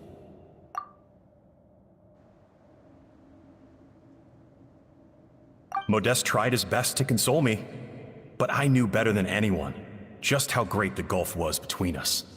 Our conversations grew scarce, and we saw less and less of each other. I didn't fight it. He had new friends and a career of his own. Why invite further disdain by inserting myself where I did not belong? I told myself that maybe one day, when I finally created a masterpiece of my own, I'd be able to face him without shame. Or maybe one day, when I've put these feelings of self-loathing behind me, I'd be able to ask him with a smile on my face, how about we go on one more adventure, for old time's sake? Unfortunately, that day will never come. So it was Savelli. From the sounds of it, he came back after Modeste had already died. I always thought it was just a legend. But if it's true, then this must be the place where they found their secret ingredient. The birthplace of Gateau de Boer. In that case, what does that say about the death of Modeste? If it's all true, maybe Savelli really did have something to do with it. The taste of Gateau de Boer has changed. Modeste was convinced of this, even though everyone swore they couldn't tell. Being the perfectionist that he was, he refused to accept even the slightest flaw in his work. He stopped all sales of the product, locked himself away in the kitchen, and worked day and night, vowing to find out where he had gone wrong. But as he baked and taste tested over and over again, he found he only strayed further and further from the original taste. It was only when he was sipping on coffee one day and realized he could not taste the bitterness that the truth finally dawned on him. What had changed was not the Gateau, but his sense of taste. The treasure of Remoria stimulates the senses, taste included, and invigorates the spirit. In the short term, it offers people the ultimate gourmet experience, but in the long term, it dulls their senses entirely. In hindsight, it made perfect sense. After all, why would a culture that sought liberation from the constraints of their bodies care for the loss of their senses? But we realized it too late. We were just too late. Over the course of his many culinary experiments, Modeste exhausted the remaining supply of the treasure of Remoria. He consumed it all himself. The finest culinary talent of his generation now faced a future in which he would never be able to taste anything ever again.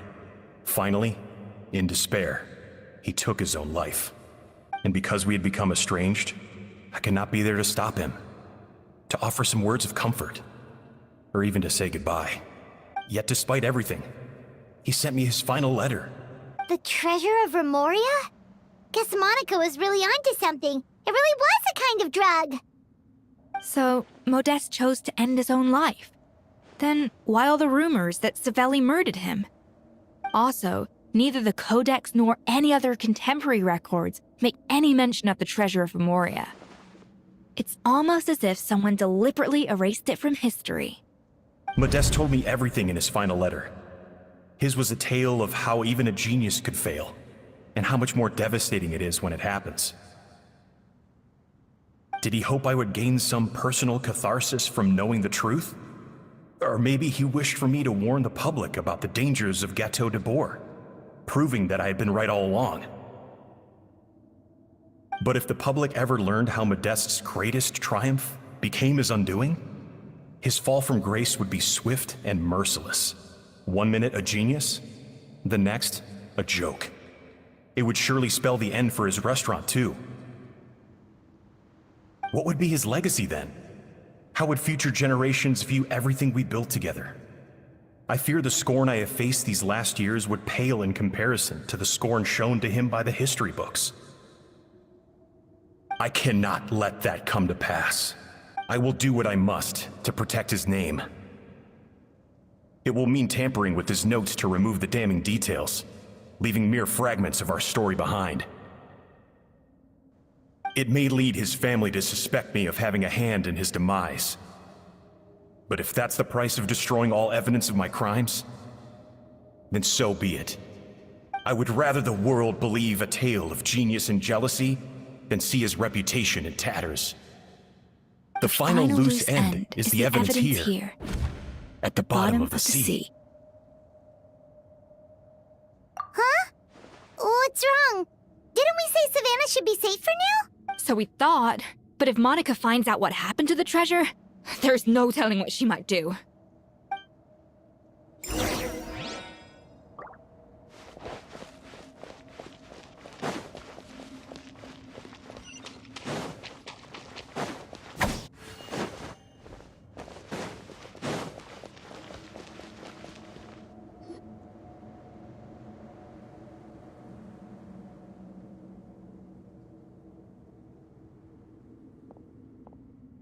The treasure of Remoria. I have found you at last. Savelli, you tried your best to bury the truth, but you underestimated the children of Modeste. Some fragments of his diary escaped your clutches, and we have held on to them for generations. But I have to thank you too, Savannah. Without your help retrieving the Codex, and with it the last piece of the puzzle, I may never have found this place. But now, finally, the secret to Remoria's military might is within my grasp. The treasure of Remoria is mine! Oh, it's empty. It's empty? Monica? Oh, we were seconds too late. Escoffier? What's the deal with that jar? Savelli's final act! He wanted to conceal the secret of the treasure forevermore and make sure it would never harm anyone again. So he came here after his friend's death and destroyed every last shred that remained. This can't be happening. All the years I spent piecing together the truth, all my painstaking planning, all that for an empty jar? Monica, don't do anything stupid. This ruin is more dangerous than you realize. Oh, shut your pie hole! Praise be to Lord Remus. You barbarian shall be slain.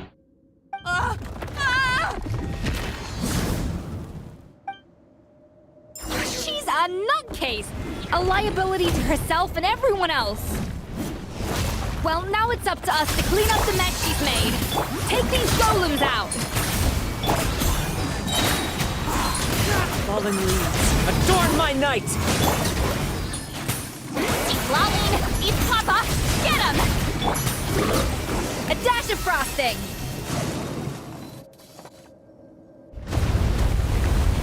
Ah! Why is this place still shaking? Either way, it's all her fault. Enough chit-chat. Let's get out of here, Traveler Escoffier, come on! Okay, I'm coming. Oh, no you don't. If I can't get what I want, neither will any of you. I've got nothing to show for my life's work so far. But if I can take another so-called genius down with me in my final moment, then it was all worth it. You're a psycho!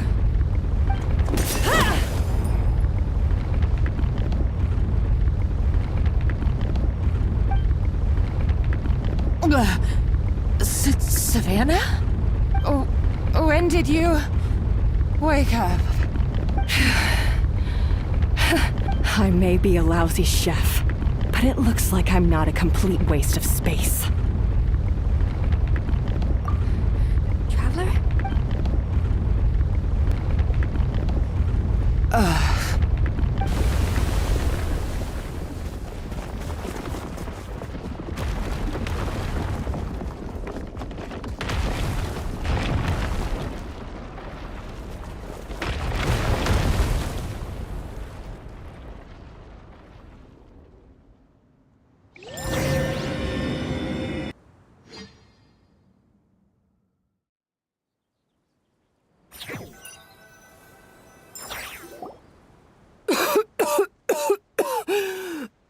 Escoffier!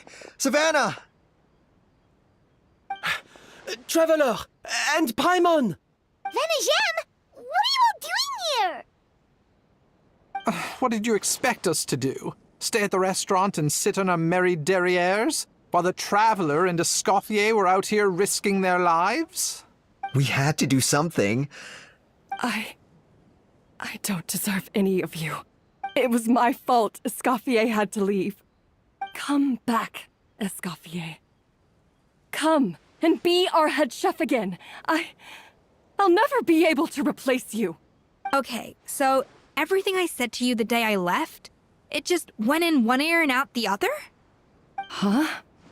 Sorry, I was kinda in my own head at the time. All I could think about was the Lumiline situation. Forget it. It doesn't matter. Anyway, I didn't leave this job because of you. And you're not nearly as awful a chef as you think. If you were that bad, why would all your staff show up here for you? Escoffier's right. Sure, you nitpick our work and get us to do things over a lot. But when it comes down to it, you're the one who's always doing whatever it takes to make sure the customers get served on time, every time. Things were pretty rough after Escoffier left. And Savannah's the only reason we've been able to make it through. Our customers know that Escoffier doesn't work for us anymore. But the fact is, they keep coming back. If that's not an endorsement of your work, I don't know what is. At the end of the day, we're all human, and we all make mistakes. All we can do is recognize where we get it wrong and do our best to improve. That's all that's humanly possible.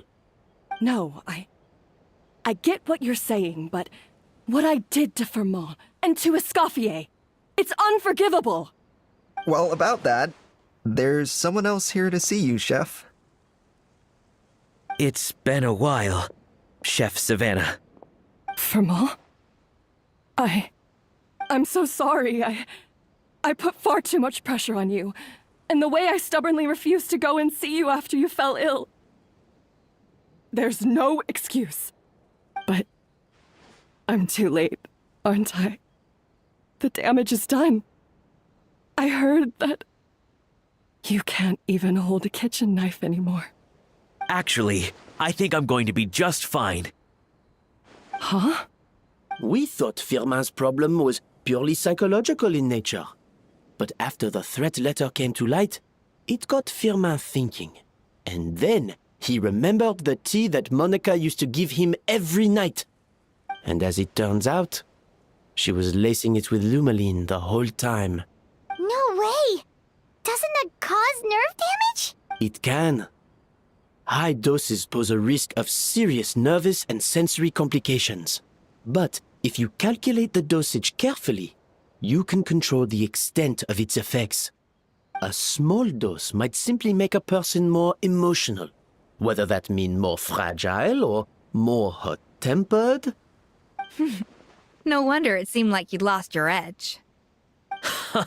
I asked my friends at the Fontaine Research Institute about it. They said that with the low dose I was taking, the risks are pretty small. They also fixed me up with some meds and said I should recover in no time.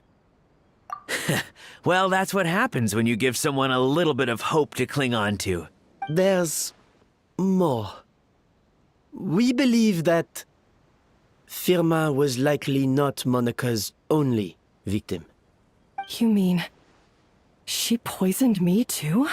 Oh, so that's why Savannah's been so irritable this whole time! Let's not be too quick to blame everything on the Lumaline. So you better make sure you reflect on your behavior and apologize to every single person you've wronged. I will. I'm sorry. There's still one question that's really bugging me.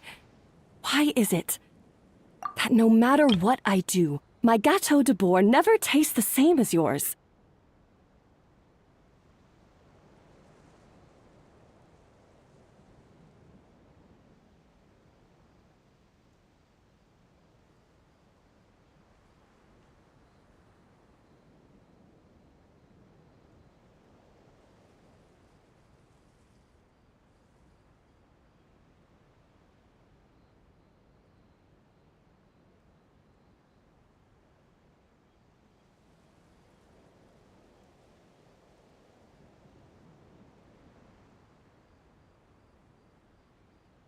Is it just... is it because you're a genius and I'm not? It's because the heating element in your oven is broken, you silly goose. What? I felt like something was off during the cooking contest. Once I got around to checking all the equipment, I noticed it right away. There was a half-degree discrepancy between the temperature setting and the actual temperature. All the ovens in the whole kitchen had the same problem, which confused me at the time, but by this point, it's pretty obvious that Monica must have tampered with them. I would have figured it out the day of the bake-off, since the issue affected both our teams. But of course, Monica sabotaged mine so that could never happen. No. I spent so long trying to find out where I was going wrong, and then you pinpoint the problem in just one night? It all comes back to one simple, undeniable truth. You're a genius, and I'm just plain old Savannah. Oh, cut it out! Stop. Do you know how long I spent perfecting my Gâteau de Bourg? And you've been head chef now for what, 6 months? If you clearly have no idea how many kitchen failures I've had under my belt. Genius or not, everyone makes mistakes. You're only a lousy chef if you don't face up to your mistakes. Learn. Surely you haven't forgotten all that. I haven't forgotten. And I'll make sure I never do. That's our head chef. Ha ha! Sounds like we won't need another changing of the guard in the Hôtel de Bord kitchen anytime soon. What a perfect ending to a crazy journey. So you got your mojo back now? Yeah. Aw, friends again! So nice to see them finally settle their— Good. So now that's out of the way. It's time for payback. You cheated in our last bake-off, and I demand a rematch right now. But that was mostly Monica's fault, wasn't it? Right. And also, does it have to be right now? Savannah's only just got her mojo back, and you barely escaped from a death trap. No excuses. This is a cooking contest between two top chefs, and nothing will stand in its way. So grab your spatula and get ready, because this rematch is happening today, right now. Hey, so, The second cooking contest commences now! This time, no more games, and no holding back!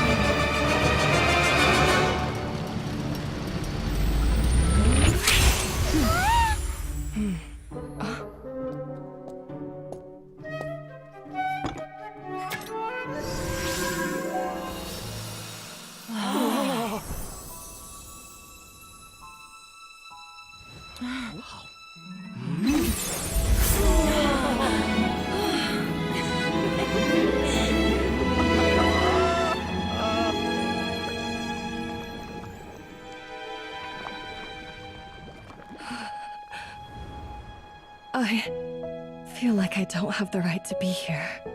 Hey, what are you so afraid of? You can't unbake it now.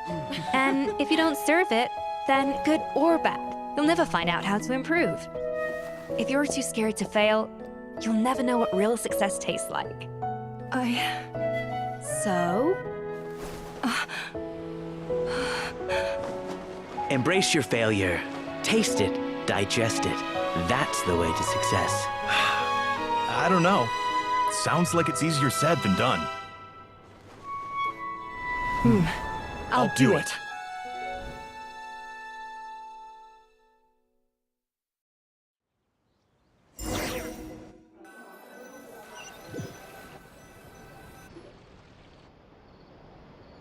the results are in! A landslide victory for Escoffier! Quite rightly, too. Piece of cake. Oh yeah, look at that! Savannah looks pretty chipper too, considering she lost.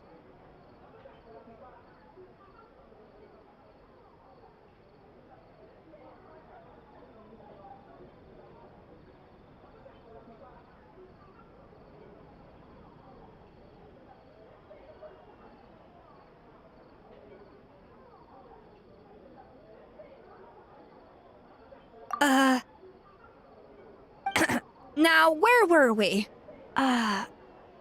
Yes. Do you have any more questions for me after everything that's happened? I thought Navia would have filled you in. And actually, I said all this to Savannah before I left. Although, as we saw, I don't think any of it sank in. I had two reasons for leaving. One was the food safety incident, of course. But the other was that the Hotel de Boer had reached a point where it didn't need me anymore. So I decided to step down and look for new opportunities to improve myself. Improve how? Well, a while back, I got to know a fellow chef from Liyue, and in her, I saw so many new possibilities. She has that same adventurous spirit that Modeste and Sibeli had in their youth. Slime mucus, lizard tails. With her, nothing's off the table. There's a whole world of new flavors out there waiting to be explored, hiding away in ingredients we overlook. Case in point, remember those Romaritime flowers down in the ruins? I used them in the cooking contest just now. Did you taste the difference? What? Paimon didn't notice at all.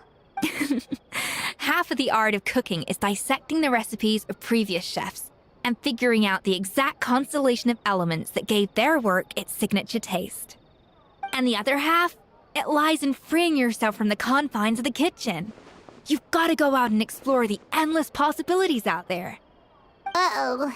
Paimon's suddenly not sure she wants to try your cooking anymore.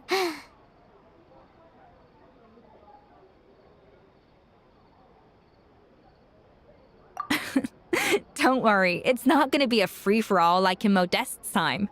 Before I put anything into my food, I'll obviously do my research, make sure it doesn't contain any harmful substances. In the meantime, take this. It's a recipe for Petit Gâteau de Bourg, revised version. I tweaked it to suit your needs as busy adventurers. Hope you enjoy, and remember, feedback is always welcome. All right! So, do you ever see yourself returning to Hotel de Bourg? Oh, of course. I've already promised Vanishem that I'll come back every once in a while to make sure the quality of the food remains at an acceptable level.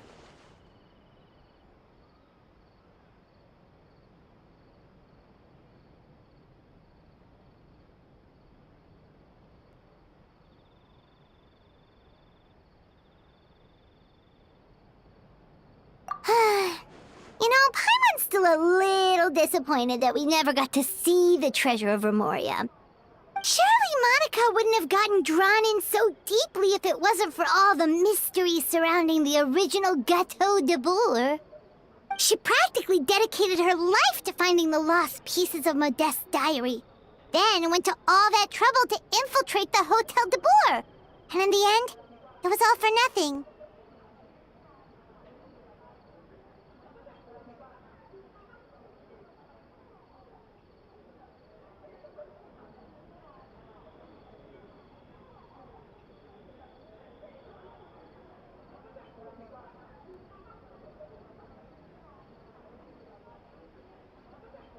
Since you mentioned the treasure, between Modeste's writings and what we saw in those ruins, I think I may have figured out the truth.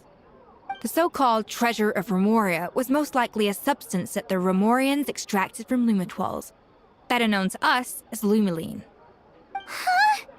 So then, why all the hype back in the early days of Gâteau de Bourg? Don't forget, it was a very different era. We could barely even refine sugar back then. So desserts were very much in their infancy. In a world of bland food, it's no wonder that the first thing to really excite people's taste buds took the world by storm. And as for the Lumiline, it may well have been somewhat valuable in ancient times. But these days, even if Savelli... So after all that, there was nothing in those ruins but worthless junk. Feels strange to say it, but Paimon almost feels sorry for Monica. She sacrificed it all only to get nothing in return. Oh, hey! Huh? Navia? You just got back from that underwater ruin, right? Well, check it out. They ran a special issue. Did you see anything like this down there? Freshly unearthed from the ruins of Remoria. A magnificent jar thought to be over 1,000 years old. Experts say it has immense artistic and historical value. It could be worth an absolute fortune. Wait, isn't that the jar they used to hold the treasure? If only it was still in one piece. Some butterfingers must have dropped it or something. Ugh, it's such a shame.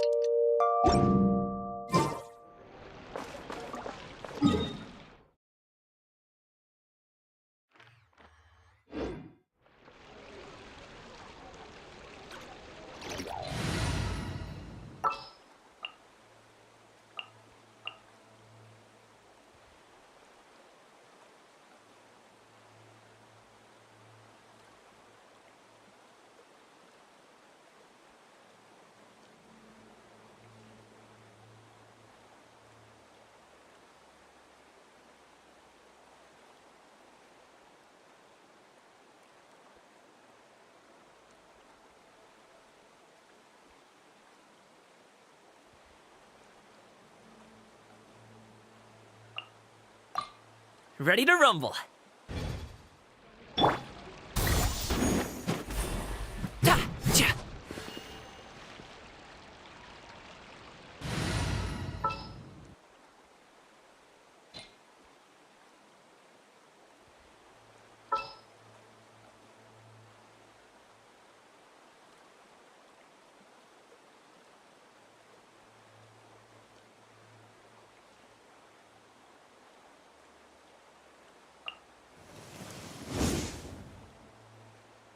Time to get down to business.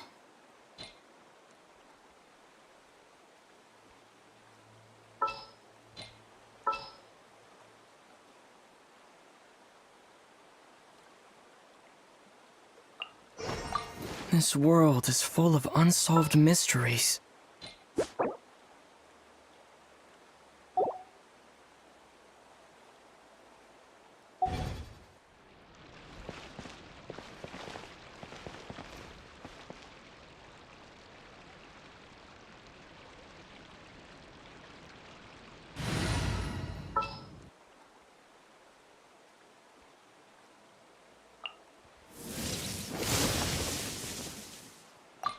The campaign begins.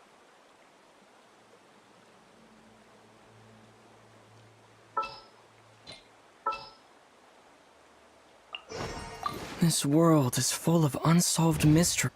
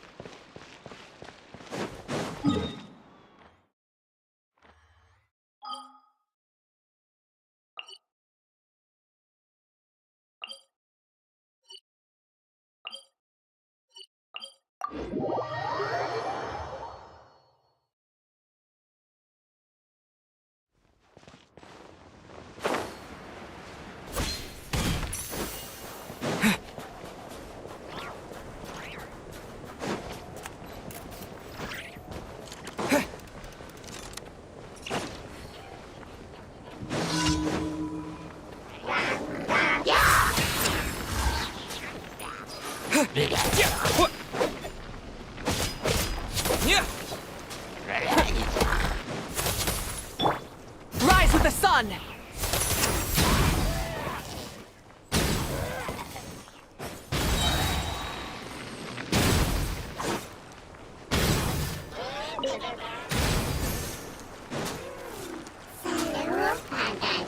Light it up! Cryo Storm!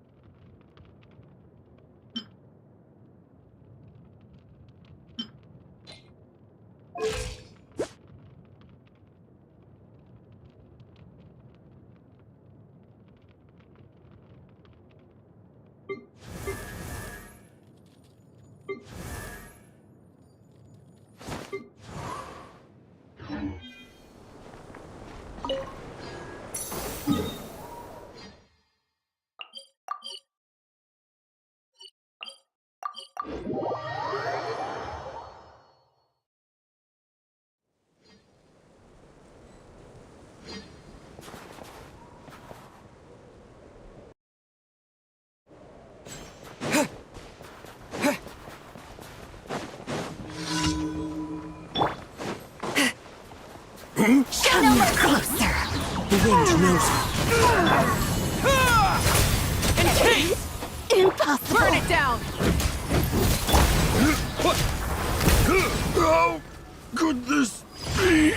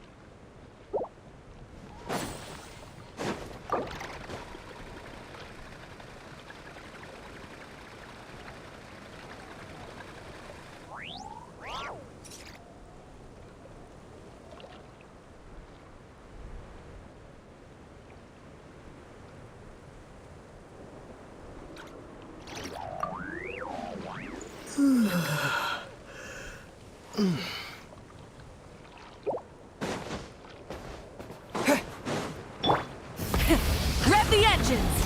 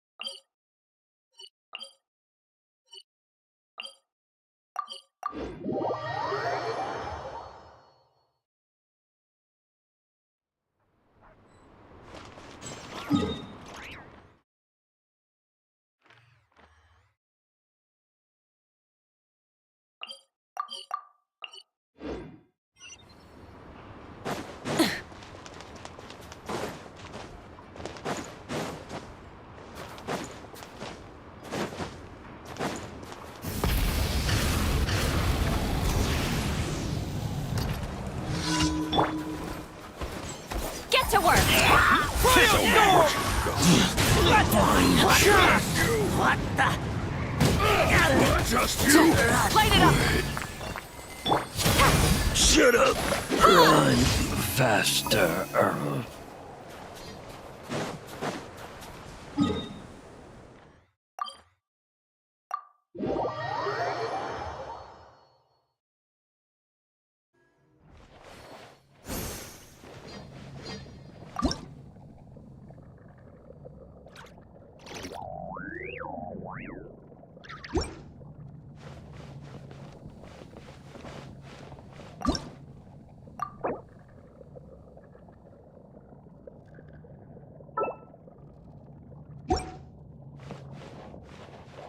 Add Astro.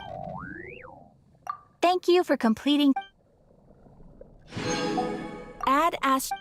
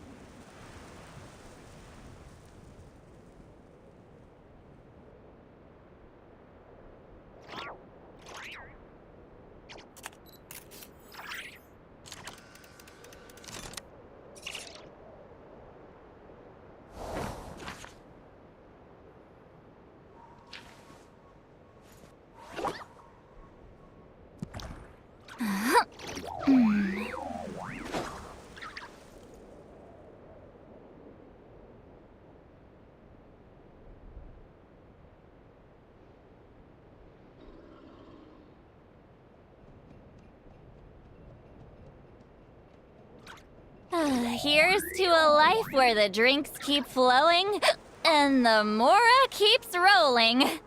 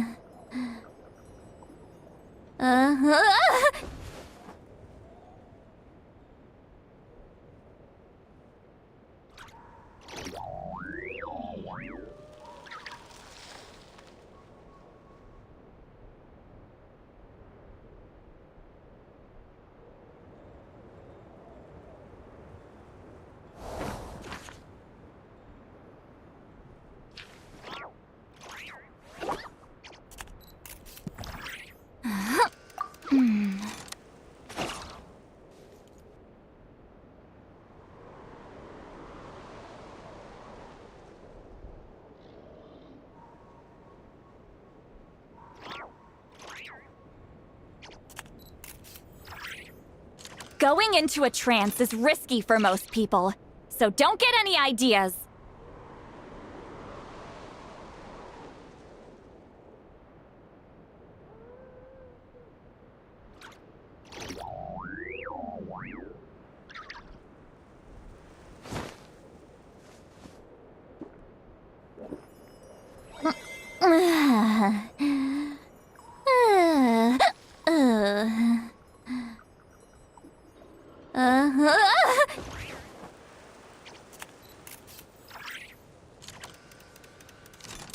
Whoa! I've never seen this stuff before.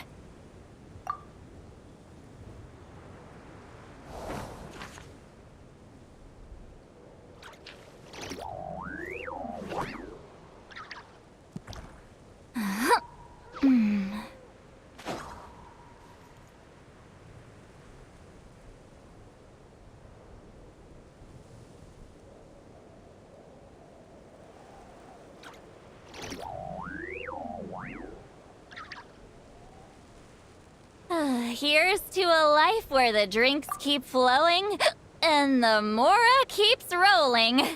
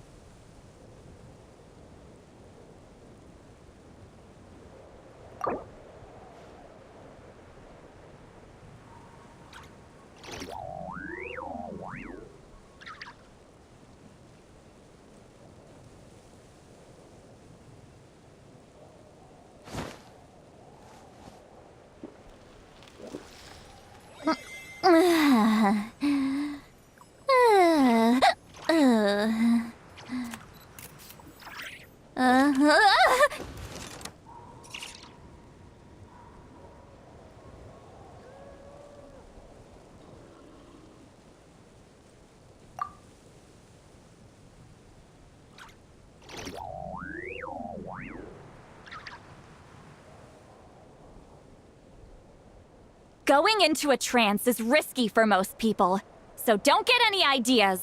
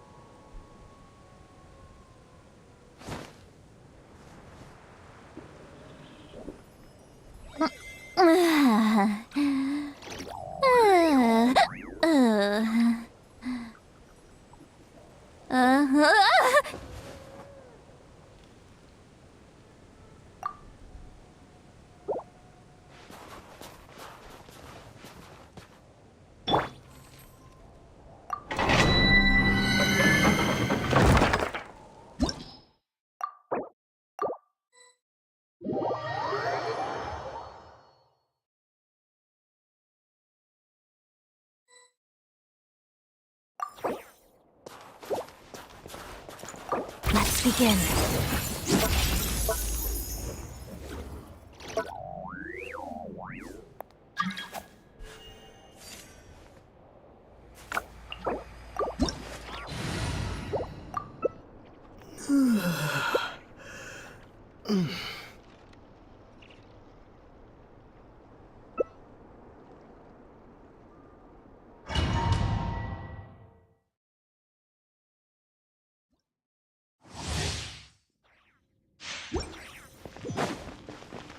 Right here.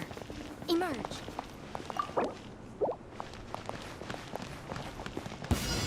How tired. I'm always watching. Right here. Emerge. Crystalline Adagio.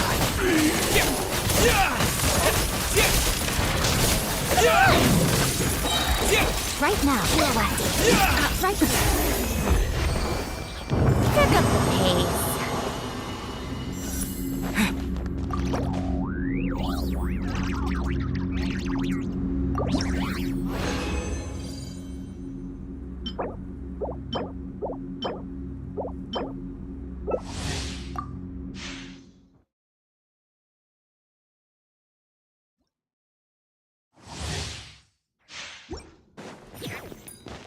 Emerge. Right now. Emerge.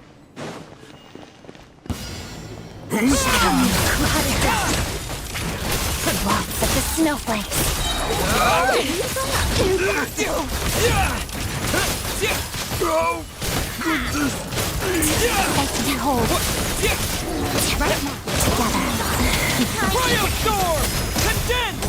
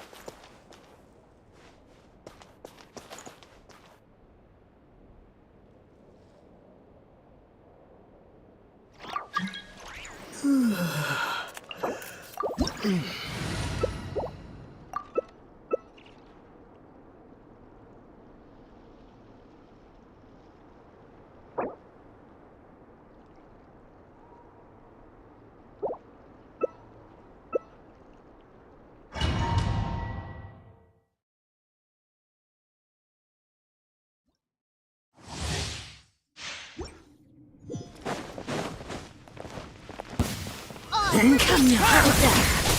Witness the snow swan's grace. Fighting frog! Impossible.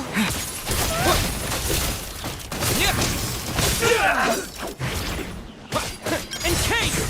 Oh, goodness me! Begin. Waltz of the snowflakes. Condense!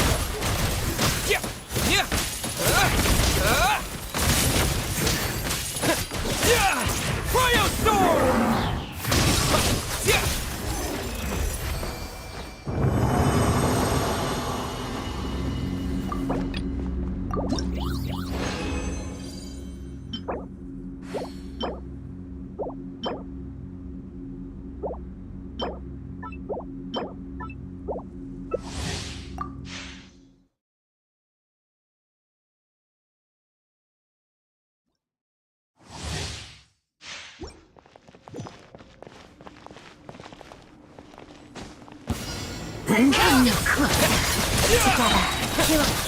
Fighting frog! Crystalline Adagio.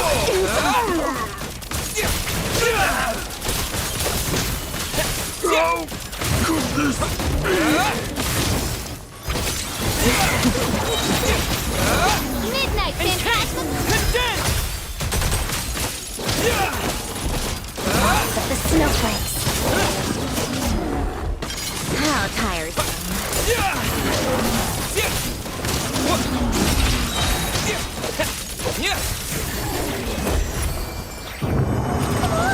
up.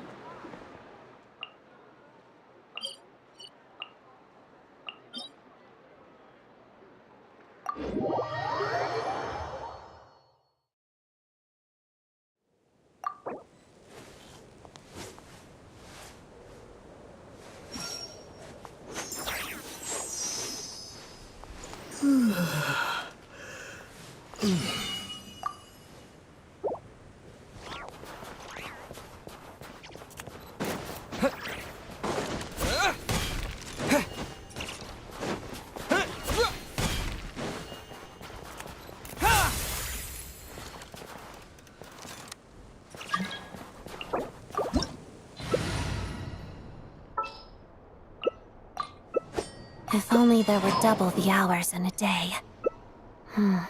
Actually, make that triple.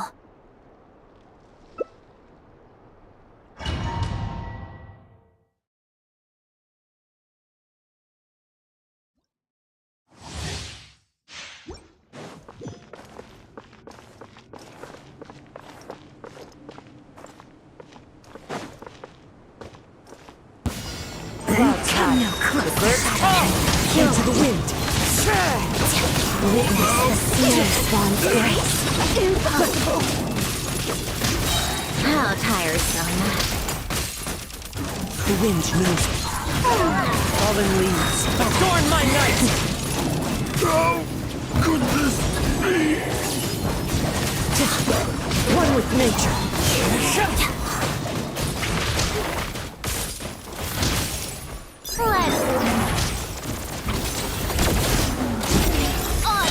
The wind knows me. As one with wind and cloud. How tiresome. Witness the snow. Time to go.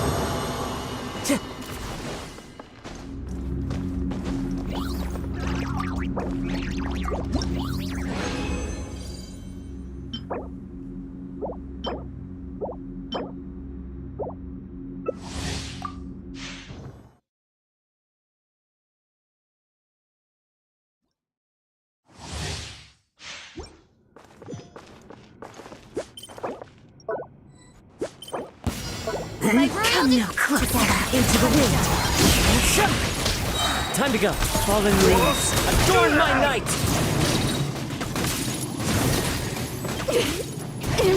The wind knows me.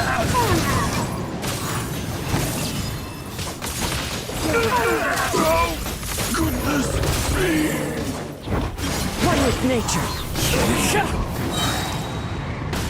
Clouds high. The birds come.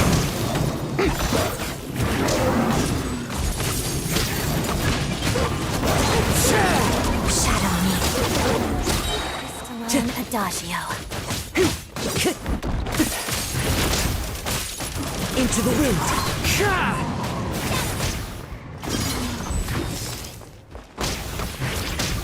Together. Time to go.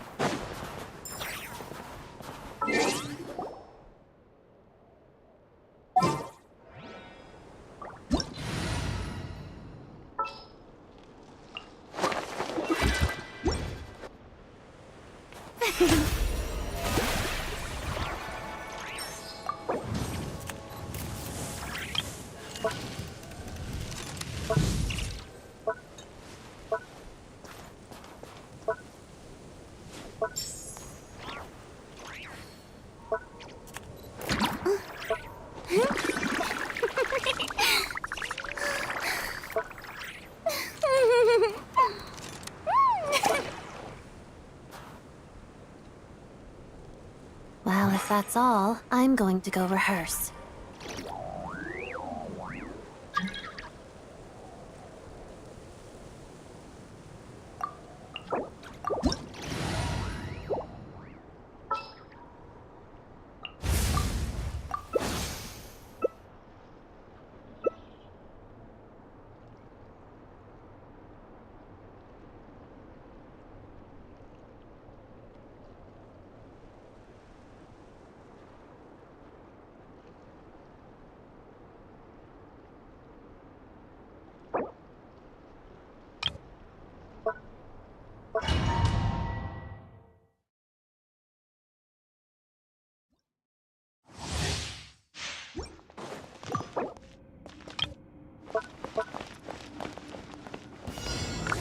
Come no closer.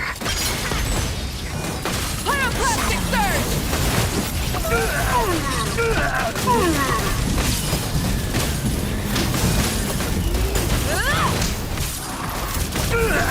How could this be?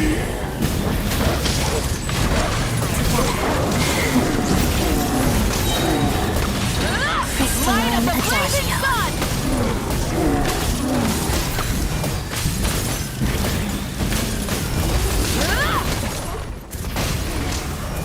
Let's begin.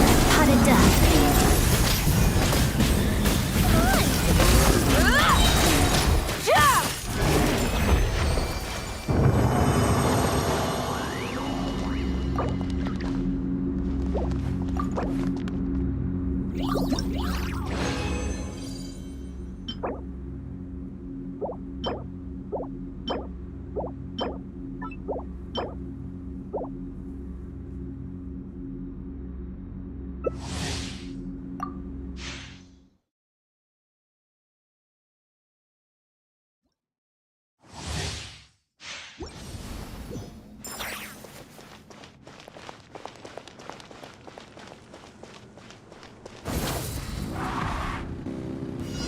Come now, closer. Of the snowflake. Try and stop me! How could this be? Incinerate!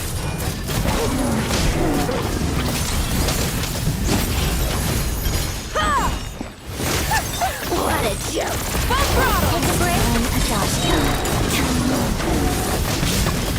Light up the blazing sun!